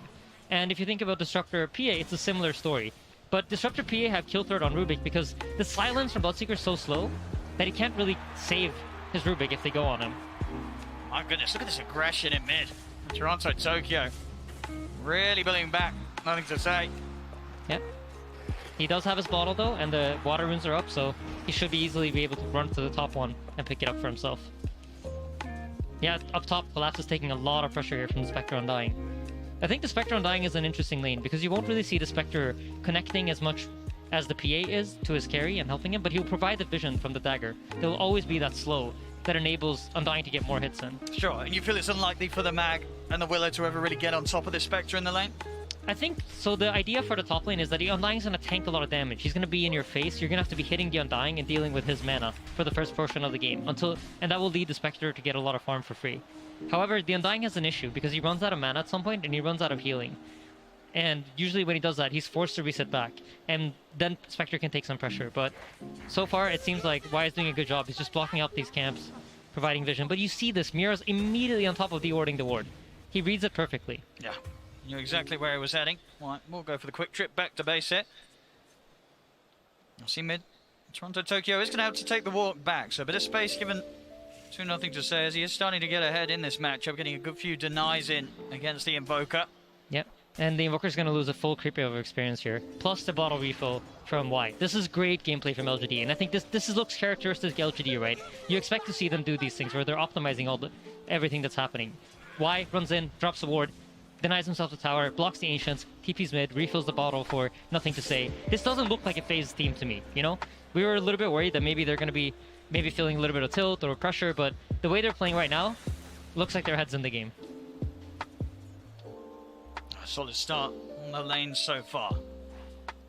Toronto Tokyo, he wants to try and play for the 4-minute rune, but won't manage to do so. Extra backup was on its way over for PSG LGD to keep control of that. Yeah, so you notice both fours are rotating for the runes, right? And in this situation, the Bloodseeker's pretty fine bottom. He can't really be harassed out of the lane because of how the Thirst functions, and he just keeps regaining HP for every last hit that he gets. Meanwhile, the Mag up top, who's laning against the Undying, runs into this impossible block where he can't really rock up to the lane and get gold. And I think as long as they play this rune game where they force the position 4 in Mira to rotate towards the middle lane, LGD's going to come out with a little bit of an edge out of the laning phase. Right, their core is definitely looking comfortable so far. Yeah. Asim and Poshka rotating over mid, setting up vision. There's so much vision around this middle lane for the Dire side. They don't want the Sinker to go down. Yeah, almost impossible to close in on nothing to say with this sort of setup from the team. It's going to ensure that he does get this good start. Yep, absolutely. And if you take a look at the CS, you notice the Invoker's really falling behind. The Tinker almost has as many denies as the Invoker has last hit. So, like No-Tail and Seb mentioned, right, this is one of the best Tinker players in the entire world, and he's living up to that praise that he received on the panel. But would you imagine that, even though it did get through as the last pick, do you think it was something that Team Spirit would have had in mind? They knew that this was going to be, there was potential of this coming up as the last pick for PSG LGD. If I'm being honest, I don't feel like they really addressed the Tinker in their draft. I think this Invoker was more like this is what we're going to go with, as Imposter's in trouble. They're going to try and chase him down. He does get the kinetic field off. Yutoro tries to turn towards Fabian, but the backup's there from Y. He's trying to commit Yutoro, but can he get the kill in time? And stick charges. Yutoro's going to try and run him down, but Fabian is out to the side. Yutoro's not got the further vision. He is going to be able to jump out of the blood right, though. Over to the creep wave. The zombie gives vision. See if they can chase him under the tower. They can't. Oh, they can! Oh, they get him! The zombie vision. They still manage to see him there as Jinkyu reaches in with a hard-hitting fade bolt. Actually, I do believe that was a Thirst vision. And now Poshka. I mean, this is going to be potentially another one. Can they get him as well? There's no man on the Rubik, but he has boots. I mean, Jinkyu, he wants to dive in for this. He is taking quite a few tower hits here. Toronto Tokyo will TP over. Jinkyu, he'll get punished for this dive. See if Toronto Tokyo can find anything more here. Y still under the tower. No TP, no mana.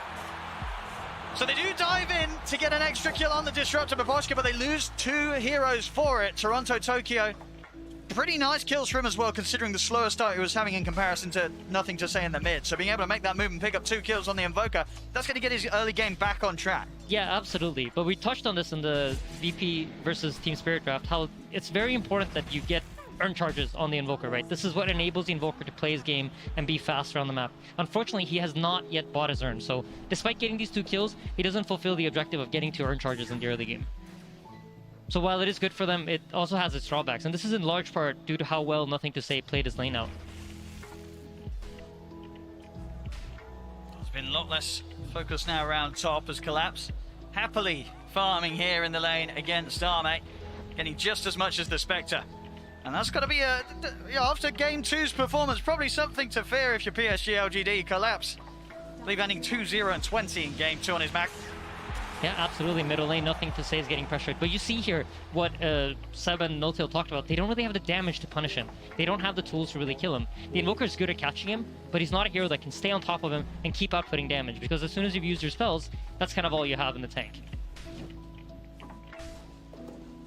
And in the bottom lane, you notice here how Yatoro doesn't feel as safe sitting on the lane. When the wave is pushed out, he's forced to move away from there because the Rupture is up now and they have the ability to go on him. So you can look at Team Spirit's positioning. They're expecting something to happen down here. They certainly are. Yatoro just trying to farm with the dagger from the Blur. Invoker's resetting back on the lane as well in the middle lane to set up for a potential TP. Let's see if Xingqiu and Faith Bian feel that they can strike. They're being careful. They know that a reaction will come out if they decide to try and dive in on Yatoro, so they won't fall for it. But yeah, so far, you notice as soon as the wave goes out of his tower, he's forced off. And Spectre's just comfortably sitting top. He knows that he can lane against the mag at this point and doesn't really feel the pressure. However, you know, despite all of this, Spirit does have a slight gold lead all around. Incredibly close though. PSG LGD, they're bringing extra numbers down bottom white. He's ready to join. They want to dive in for Yatoro. They commit with the rupture here. Horn over as well. They're in onto the PA. Yatoro will fall. See if they can get Maposhka as well with the four of them and the tombstone down. They certainly can. The pressure mounting from PSG LGD down on this bottom lane. They know that they can get in and get away with this, especially with the global backup of armor. Yeah, absolutely. And this is one of the strengths of Undying in the early game, because once you place that tombstone, the enemy team doesn't really want to TP in. They couldn't really respond with their heroes the way they wanted to. Mira started his TP, but immediately cancelled it, recognizing that, you know what, I can't TP into this tombstone. It's not going to be a good fight for me. It's a collapse. Trying to play around with Xingqiu. They do have further members coming up. Team Spirit off the back of those deaths down bottom. You know, Yatoro, he'll move himself up to the top half of the map to farm up here. Tier 1 tower will be lost. PSG LGD with an early objective.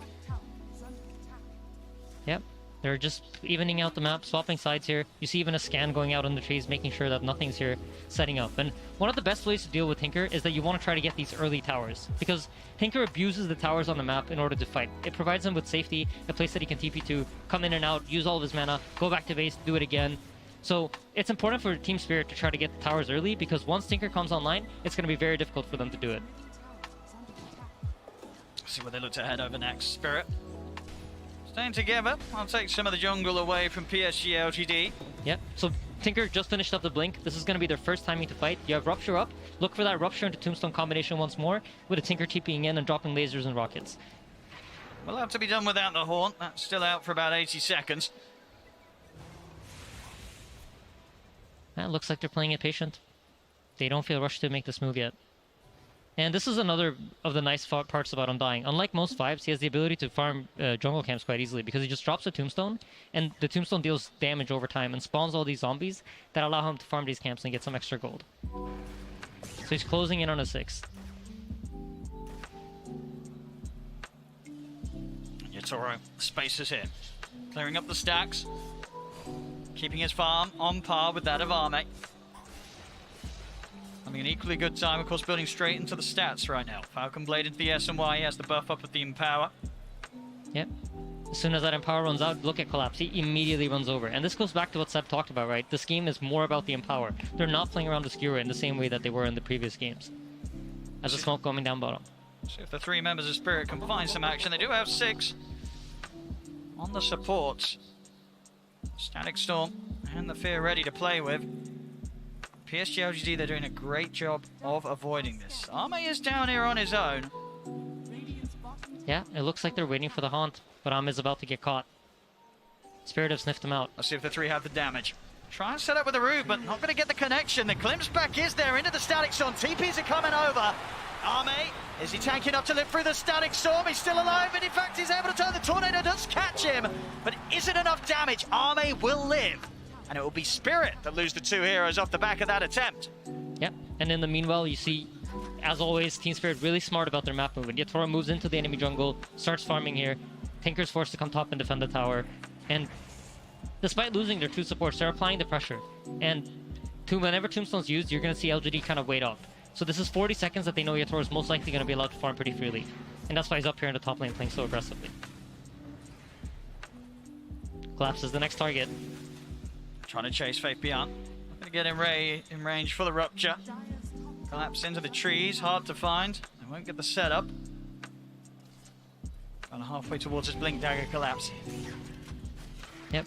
Much better vision game this time around for LGD. Their wards are not getting dewarded the same way they were in the previous games. They actually have quite a lot of vision here to play with, and a lot more information than we've seen them have in the previous 2 games of the series. There's a calm start here once again, but very close. 13 minutes in, less than 1k in it. PSG LGD, despite the 2 rough games they've had so far against Spirit, seemingly regaining their control that's managed to drive them straight through the upper bracket into this grand finals. See if they can keep it up. Bottom, Spirit. Start for a bit of a poke onto Y. Just the two of them is not enough to deal with the Undying. Not gonna look to commit anything else here, Spirit. They know there's potentially backup behind the Undying. Yeah, and the Tinker's deciding to go for the Aghanim Scepter. The way this works is whenever he lasers someone, they lose a chunk of their maximum HP. So versus these type of heroes that Team Spirit has, he's going to be very, very quick at killing them out. Look at this quick move. Yatoro, he's in on a Faith Beyond. They're looking to try and burst the Bloodseeker, but the counterplay comes in. Arme with the horn, looks to collapse, jumps over towards Yatoro. Yatoro trying for the TPO, he's away. But collapse, there'll be no escape for him.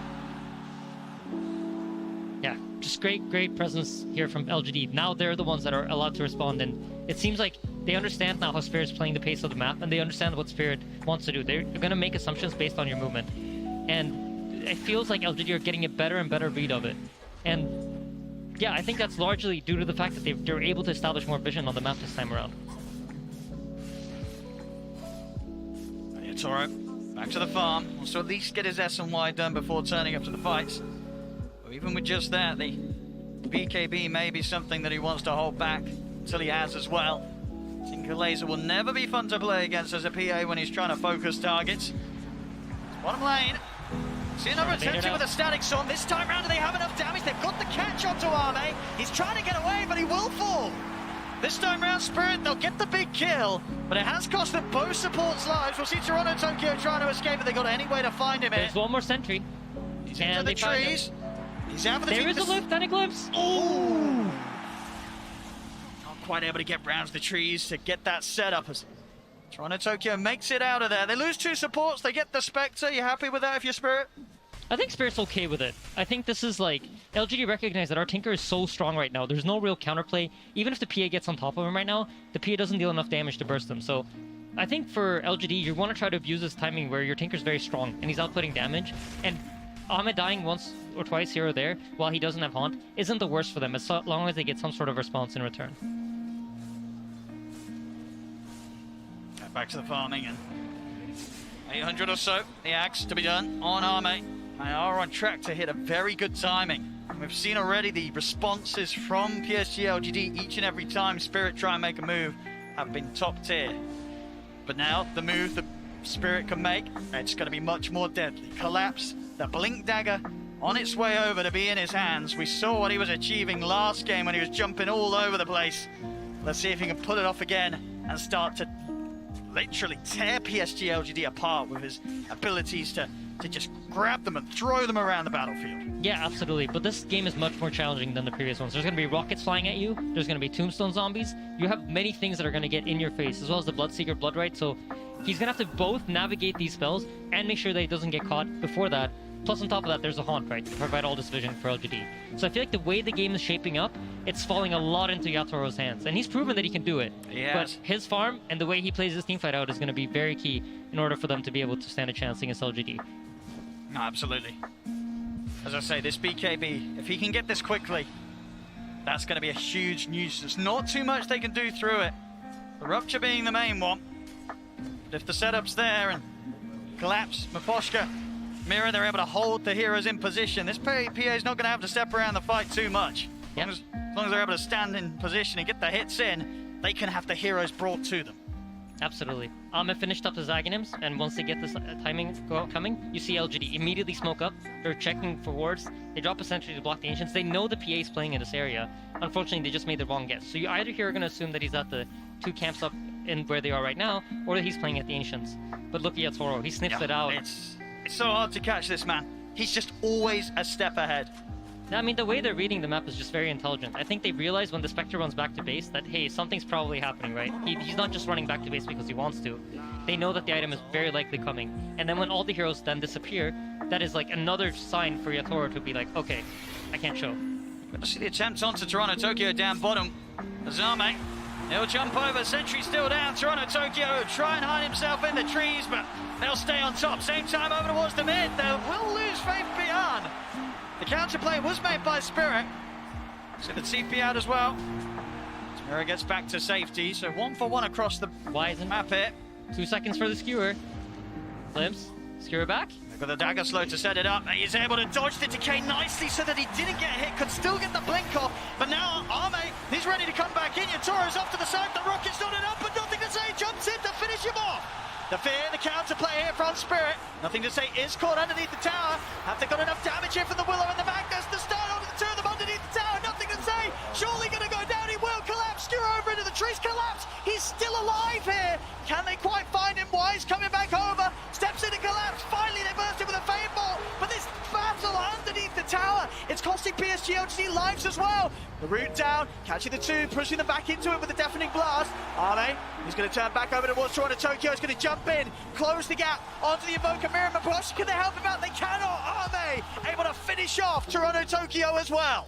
That was beautiful. I love the way Nothing to Say played that team fight. He recognized that if this PA is dead, there's no damage coming out of the Spirit draft. So trading his life for PA is really what enabled this entire fight to happen. You'll see a lot of Tinker players just, you know, they're like, I'm not going to go in, I might die. But he recognized that my death is worth it if I can take the PA with me. Just beautifully executed there from LGD. Ame also, small thing in the fight, TP's back to base, heals up, uses his Aghanim Scepter to jump back into the team fight and get those last couple of kills. And I mean, it's crazy. We're seeing the power of that Shadow Step. He's in and out consistently, that 30-second cooldown, easily able to do it a couple of times in a team fight.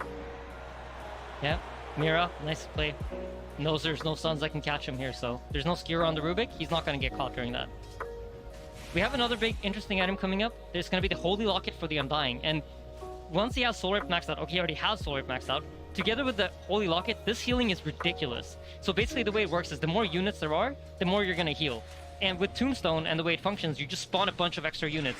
So you're almost always going to get that maxed out heal. So any sort of healing tool, together with Spectre's Dispersion, just deals incredible amounts of damage in the team fights. I feel like LGD's draft is really coming together now. Yeah, absolutely. So in a way that we just haven't seen from them so far in this series. Mid lane, they're looking to jump in onto Toronto Tokyo. We'll be able to turn with a quick tornado. The attention from PSG LGD will turn over towards Mirror. Into the Shadow Realm though. They still want to dive this, dropping down the Tombstone, just full aggression from PSG LGD, diving past the tier 1 tower. The Rockets, they're coming in on Toronto Tokyo. He's got to get up, but he can't. Arme! He's in straight on top of him. That's just beautiful. They're abusing these vision tools so nicely. You have the Tombstone, you have the Bloodseeker. There's so many ways to get vision in these team fights. I mean, this Arme Spectre's looking pretty spooky. He's picking up the kills, the involvement here. PSG LGD just fighting in a way that we haven't seen from them so far in this series. We'll see the jump forward onto Faith Beyond. Underneath the tower, he'll be caught, but the heal comes out. He is trapped in the Static Storm, trying to run, but the Thunderstrike finishes him off. TP's coming in for Spirit. Why? Trying to dive in onto Yatoro. Another Soul Rip, healing Y up. He's going to stay on top of the PA, but the hits come out. Yatoro takes him down. He's able to get away. Oh, that was close. See if they can pick up Mira as well. They can. Nothing to say, in with the laser. And out he goes as well, picking up the action. 2k lead now for PSG LGD. They're starting to break down Spirit. Yep, they absolutely are, but a very, very important item is about to come into the game, and that is the PA BKB. He's 100 gold off of it, and he's going to have it in the next team fight. And the way this changes the game is the Tinker can no longer just laser the PA and force him to reset out. Yatoro's going to have 9 seconds where he decides what he wants to do. And if those 9 seconds get him the right kills, that's going to be everything they need in order to win the fight.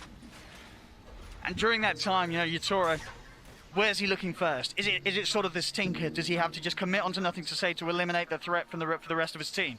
I mean, the ideal scenario, right, is that you kill the Tinker with the PA BKB, because the only thing really covering you against the Tinker is that BKB. Once that BKB runs out, you're going to see the Tinker lasering you, rocketing you, refreshing, laser rocket again. So the ideal scenario for him is he's allowed to meld and kind of hang around the fight as it breaks out, and then once the Tinker commits in, that's when he jumps. We've got the smoke coming in from PSG LGD. They are very ready to fight. Especially with Arme, he's heading back to base, reset, he's ready to Shadow Step in if he's needed. Tombstone on the high ground. Yeah, Collapse is just TPing out. Excellent kinetic field from Miposhka, stops them from being able to chase in. Put a stop to the escape here from Spirit. Looks like Spirit might want to chase into this though, but they should recognize that Tombstone's been dropped on the high ground, and it might be a hard fight for them. I mean, Yatoro, he's going to commit with the BKB. Just goes to work straight away onto Y. He should be able to get this. Yeah, Y's dead for sure. The crit comes in. Y will fall. LGD are hanging around though. They recognize the importance of this BKB. Yeah, they've got a bit of a window now to maybe punish your Spirit. Stick around. but they won't. Back behind the tier 2 tower, Spirit will hold back. Yeah, tense game. This BKB really is going to be important, so using the first 9-second charge for the Undying, it's okay, but it needs to lead to something, you know? This opens up some time, this gives them some time to farm. Hopefully they can deward some of the vision that LGD are playing with. And if they manage to do these things, and they can reset the map to a position where they can farm up and they can get to the PA shard, they can get these items that the PA needs in order to punish the LGD draft, then it's all good. But if those BKB charges get wasted for support kills that don't lead to more, then it's problematic for them. PSG LGD, they're trying to sneak the Roshan. Won't be the quickest though, and already actually deciding that they don't want to spend any further moments committing. Spirit potentially around the area, and they are. Spirit more than happy to fight. Blink RP at the ready. The big ult Sarah for PSG LGD though as well. Haunt good to go again for Arme. Few hundred gold away from the Manta style as well. Yeah, Wyatt leading the charge. All he needs to do is get that tombstone down before the fight starts, and he's going to do it as soon as the smoke pops. He's going to pop it down immediately to see what he can find. Will just be Mirror. A Shadow Realm and a TP out will get him away from this, so now no tombstone for the fight. Yeah, but he does have that level 10 talent. This was recently added. The minus 15 seconds tombstone cooldown makes it less of a committal when you use it. Well, Toronto Tokyo. He's going to end up walking into the Bloodseeker commit. Faith Beyond just turns straight away upon him. Toronto Tokyo was not prepared for that at all. Just standing there in the mid, and Faith Beyond finds a very tasty surprise. And now, if the Undying would have had that tombstone ready, he would have had that ulti ready, you could have seen LGD potentially poking at the Roche. What they ideally want is for... okay, they actually already do have the Mantle Inspector, so never mind. But that is their big Roche tool. Once you get Mantle Inspector, you have the Desolate to deal true damage to the Roche, and then it goes on very quickly. But they're happy with the pace of the game right now. They're happy with how it's playing out. Shard finished on PA. He's coming across this tree line. He knows that Nothing to Say is playing here behind the tower. He's going to try for the catch, won't get it. Goes for the attempt, but Nothing to Say out of range. And power stolen by Rubik as well, by the way. So the Spectre is now matching the PA's farm speed. About 2k in it at the moment between Arme and Yatoro. But definitely having that ability on their side as well will help him close the gap. Online for the Skadi next after the Manta. Yep, intense game. Both teams just holding their high grounds, understanding where they're strong. Neither of them willing to fight into the other team's vision. If you look at how Y is positioned, he's standing right outside of that ward until he's ready to run in. Do they want to fight this Spirit? On the low ground, Tombstone dropped. As soon as it's out, Team Spirit, they'll retreat. Yeah, I think this is a very intelligent thing that LGD have recognized in this game. They've been dominated in vision for 2 games straight, and they feel like, you know what, maybe they're better at warding than me. How do I solve it? Or collapse. Pick heroes like a vision. He's going to get the grab on the Faith Beyond. The BKB is popped. He's going to lock down the RP, catches the 2-core. Sunstrike comes in. They kill off Faith Beyond. The Static Storm is onto Arme, but Yatoro's going to look to bail out. Collapse as well. Go for the TP away. Gets out. They all get out on Spirit. Oh, thank you. Just barely missing the RP on the PA there. That would have been a massive kill. But you see this from Spirit, right? As soon as that BKB is ticking low, he has to TP out of the fight. Yeah, they know exactly when to sort of just get out of there. They get their kill, they get their trade. They know not to push it for anything more. Team Spirit knowing the exact moment to call it quits and reset. Yeah, absolutely. Yatoro's playing this game excellently. But I do worry, once this BKB starts sticking out, the Tinker's closing in on a Hex, right? So even the threat of potentially jumping on him is going to be hard. You see Yatoro's also buying that Desolator. It's not a Basher. It's not a tool item that will allow him to necessarily kill the Tinker if he has that Hex. They're going to go for the Roche now. They know there's no RP. Yep. So if they have the damage to take this out and see if Spirit still want to try and make a jump into them. Yeah, so between the laser, the Mantle Spectre, the Undying damage amplification. Look at the fear, quite nicely timed. Roshan is very low. Is there any potential for a steal? Yeah, absolutely. Yatoro might go. He's not able to get in. He's not able to get in. Arme gets the kill. The Aegis on the Spectre now. Spirit, they've got to be cautious. Yatoro pops the BKB, but he's already been burst so low. Throw out the daggers, but they're surrounded by PSG LGD. Maposhka as well, caught in the river. They couldn't make the jump in time, and Yatoro just getting burst so heavily before he could actually get the BKB off there. Yep, excellent gameplay from LGD right now. They're banging on all cylinders. They are. We did not see anything close to this in the first 2 games. PSG LGD finding their confidence, their fire, as they're hitting back hard here in this 3rd game. Yeah, absolutely. I just feel like the way that they've approached Vision this game is just so smart. I think this is what they were missing in the first 2 games. These tools that provide them with Vision, and the adaptation to recognize that is amazing. And just Arme jumping around the map. Collapse this time round. The damage too overbearing from Arme and his illusions. All right, so for the side of Spirit here, I think it's getting increasingly difficult. You're starting to feel the pressure of the Tinker. You recognize that, you know what? There's that Hex, there's that Aghanims, and once my BKB's out, I'm not really sure how to fight into these heroes. And we haven't really seen Toronto Tokyo in this game. He hasn't really had a game, so this Tinker pick from PSG LGD, it's played out beautifully.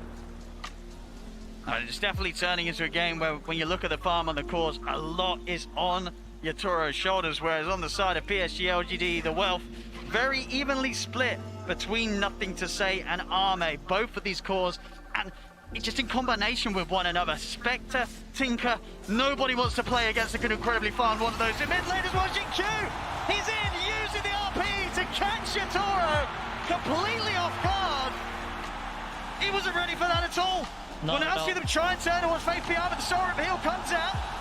The Meteor crashing down on the Bloodseeker. They find him in return. Mirror Rusted in position here. Wyatt trying to look towards him, but the field holds back the Undying. Mirror gets away, but a quick move there from Xingqiu. Yeah, there's still the Haunt ready though if they want to look for more. See, jump over towards Toronto Tokyo. He's out of mana, he's out of luck. Arme continuing to be an absolute beast this game. And the team fights are just so hard for Spirit, and especially if Yatoro isn't there to play the fights for them. They really need him. What a beautiful initiation from the Rubik there with the RP. You know, whiffed the one earlier up top, but gets the more important one here mid. I mean, they're down 8k at the moment. How on earth do they just approach any sort of team fights now at this stage with the Spectre just jumping into their faces? And as you say, the vision, the counter abilities from PSG LGD to just disrupt any sort of move or jump that Spirit are trying to make themselves. It seems that this time round, Spirit, they're the ones in the impossible position. Yeah, I think they're off balance, right? They've probably played this entire tournament playing off of vision advantage, having information advantage. And in this game, they don't. They have one Tinker ward in an area where they can't really punish Tinker. That's far up top. They're not really going to bring their heroes to that side of the map. And then in the bottom area, the only ward that they have to fight around is also an area that you won't really see LGD approaching. We'll see this move mid. Atos into the Rupture. Toronto Tokyo in trouble. They'll put the BKB. We'll see Arme heading on top of him. We'll get glimpsed back. And we'll get the space for Toronto Tokyo to stand his ground. The Rupture to wear off. Looking for setup on the side. They get the catch onto Wyatt. Yatoro, he'll commit. Jumps in. Does get caught up on Hanks though. He's thrown. Jumps in. BKB off in time though. Yatoro. He'll survive. Over towards Faith Beyond he goes. He won't chase further. The Sunstrike just off the mark. Faith Beyond will live. But so will Yatoro. That time getting so close once again to being burst. The light still coming in big. Did just grab that Paladin sword before that last play. Almost certainly saving his life there with a big burst heal through the crits. Yeah, absolutely. I was like, where did that healing come from? I did not see that coming. So yeah, that does make a lot of sense. And he gets that second Hex off. That's a one-team fight. Yeah, that was scary. It's really coming down to, you know, those micro decisions that you make in these team fights. He thought he could get the burst damage out in time. Seemed like the wrong choice this time around. I mean, 32 minutes in, PSG LGD still incredibly comfortable position. Look at the map control as well. They've only lost one tower so far in this 32 minutes. Very impressive control and just sort of forcing Spirit to almost play a different game than they would have wanted to. It was clear that Spirit came into this wanting to deal with PSG LGD the same way they had done in the first two of this series. It's not worked this time. Spirit, we're going to have to see something different from them. But something that we have seen before in previous series, but not something they've necessarily brought out today. Yeah, and if you click on Yatoro, you're going to notice that he's feeling the pressure of the Tinker. That's a refresher queued up. All right. And if you think about how PA works, that's really mainly for the BKB. He feels like he needs that extra duration of Black King Bar in order to be survivable in these fights and win the game. It's a really, if it works out, this will be a genius item. I'm really interested to see how it plays. Focus around the mid lane here for Spirit. Oh, what a play by Y. He put his courier on the hill to scout out the ward. Collapse is going to still get the jump on him, but immediately the telekinesis comes out for Xingqiu. Catching Collapse in the combo. Collapse to go over the TP out, but the Yules is there. Yatoro trying to get in with the BKB. He'll turn over towards Arme, but Arme just jumping all over the place. Yatoro has to go with the BKB TP out. Collapse goes down. Yatoro will be able to save himself. PSG LGD, they're looking to see if they can chase for more. Fabian trying to run down Toronto Tokyo. But the Invoker, just as speedy as himself, will manage to break away. What an unbelievable play by Y, though. He just put his courier on this hill, waiting for that ward to come out, recognizing that if they smoke, middle lane's where they're going to go. I know they're going for more. They're ready to try and get the jump in onto Yatoro, but Yatoro blinking straight over to the safety of Mira on the high ground. Means they won't get a further catch in. PSG LGD there now to back off. Still 30 seconds without collapse. Yep, the pressure is on. We see nothing to say. Buying that Aeon disc. He was queuing up the BKB, recognizing though, the problem for me is not really the magic damage. It's potentially getting locked down by the PA and getting bursted. So Aeon disc will solve that problem for him. And their items are just gearing them up to not die. You see also, same thing for Ame. He knows that PA doesn't really want to buy an MKB. It's not an item you traditionally see on the PA. It forces PA to deviate from a standard item build. So buying that butterfly here is going to force the PA to play his game. And now the PA is suddenly reacting to the Spectre's item instead of the other way around. Because what do you do in this situation now, Yatoro? What is the call with his next item? It's a hard decision, right? Yeah. And this is what LGD are doing so well. They're forcing you into a position where you might make a mistake. Maybe he buys the wrong item. Maybe he now decides to go for the MKB, but then his BKB is too short to fight. Or you're just making this problematic for Team Spirit. You want to make it as hard as possible for Yatoro to do what's right. He's even thinking about the axe as well. A lot of options here for Yatoro. Yeah, it's a difficult choice. I don't know what the right one is. We'll see if he does either. A very tough place to play from. Yeah. 13k. Both nothing to say, and Ame's power just continuing to grow. And we've talked about this a lot, but you know, Roshan's about to spawn. Heroes start moving over to the top side, secure that area. Y already has the ward down. Notices there are no heroes there. That means we know where Spirit are. An immediate smoke over. Collapse. Ooh. He's out with a blink. Same can't be said for Miposhka though. Disruptor will die. Mira and Yatoro, this is a bit of a spooky place to be. Yeah, they'll have a poke and then immediate TP out. They're not messing around. They know how quick PSG LGD is going to be with these responses. It's collapsed. He's on the cliff. Nothing to say. He's quite happy to join him. Not really quite sure what was going on there. Maybe he was attempting to D-ward while he saw the hero's bottom and saw the TPs on the tier 1 bot tower. But Roshan has spawned. Click on Y. He has everything ready. Tombstone ready. Ulti ready. This Rosh is going to go down extremely quickly as soon as Ame connects over. I mean, 50 seconds without collapse. It's unlikely they're going to be able to do anything without him alive. Is there any world that they buy back to contest this, or they just let this go? I feel like based on the way they're positioned, it might be hard to get there in time. Yeah. So the buyback option probably is not there. It seems like Yatoro now has seen this Tinker buying the Aeon Disc. So what does he do? He buys the appropriate item for response. He's going to go for the Nullifier. All right. So many choices, and Yatoro, he's got to make the right one. I think Team Spirit have recognized that as long as this Tinker's alive, there's no way that we're going to win the long fight. And we're going to constantly be forced to TP out as soon as Yatoro's BKB ends. And for Team Spirit, I think the way that you need to fight here is you need to set it up in a way where you initiate, force the Tinker to show himself, and then have Yatoro go in. And at the same time, flip side for Team Spirit, for PSG LGD, you know that your 4-man is stronger. If both Yatoro and the Tinker stay out of the fight, you have the advantage. So just don't show nothing to say too early in a team fight. Allow your team to play the game 4v4, and then come in and beat the PA as soon as he commits.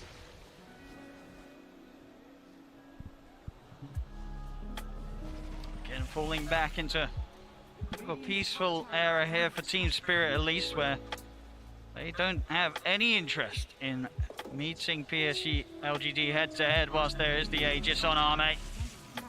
And for the first time in this game, Spirit has finally been able to establish some sort of vision in the bottom area of the map. We noticed them doing this time after time. When they fall behind, they like to take over the enemy triangle. They feel like it's a comfortable place for them to fight in.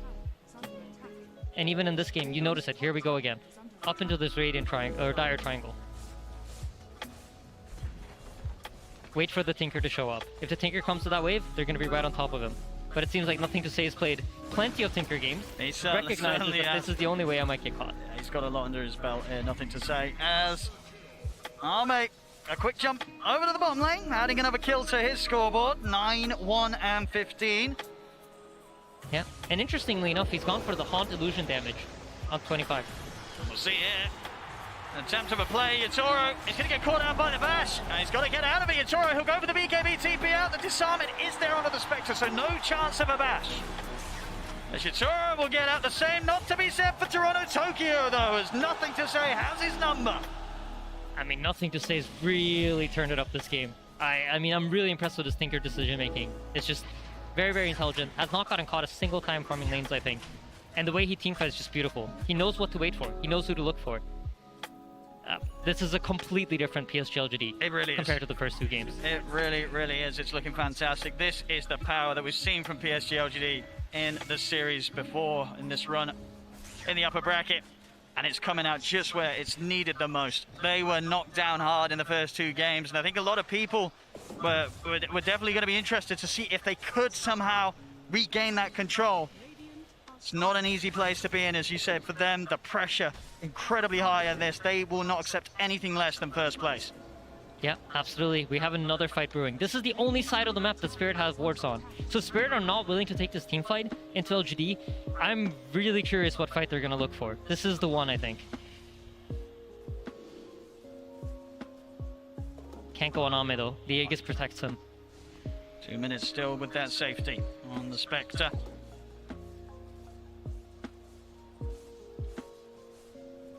But yeah, if we think about the mentality of LGD coming into this game, right, the pressure was definitely on them.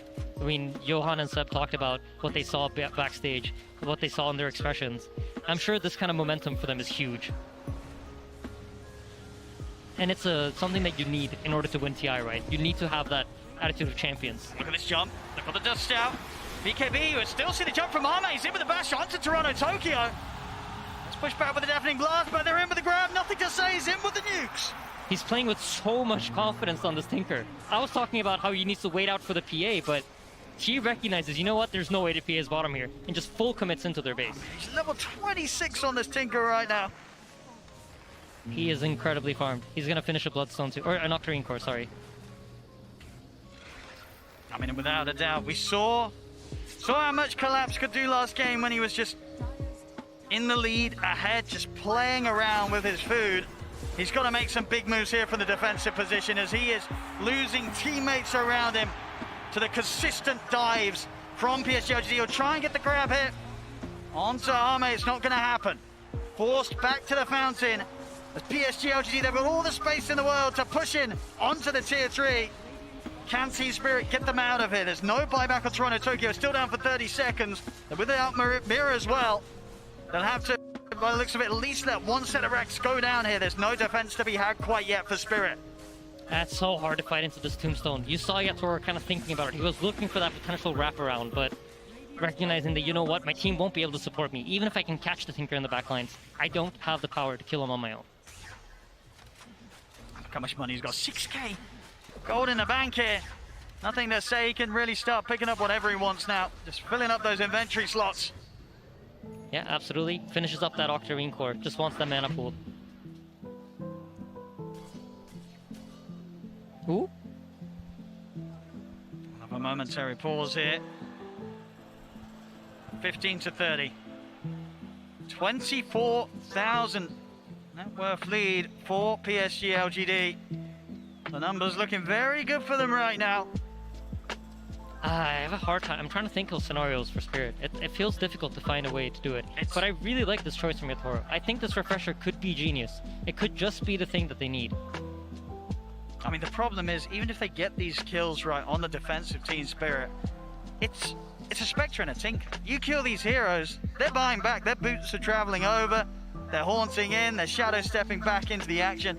Killing them once is not going to be enough. PSG LGD will use the opportunity to get in and destroy you, even if they lose the core at the start. Yeah, absolutely. I mean, you're totally right about that, Owen. And that is why they are so far ahead, right? They have all these options. They have all of these tools. But if anything could potentially catch them off guard, I mean, PA refresher, when have you seen that? I think once that BKB runs out, expect Nothing to Say to blink in to be ready to hex. And if he gets that refresher off, if Nothing to Say didn't click on a PA, that could mean his death. I mean, it would be quite something if this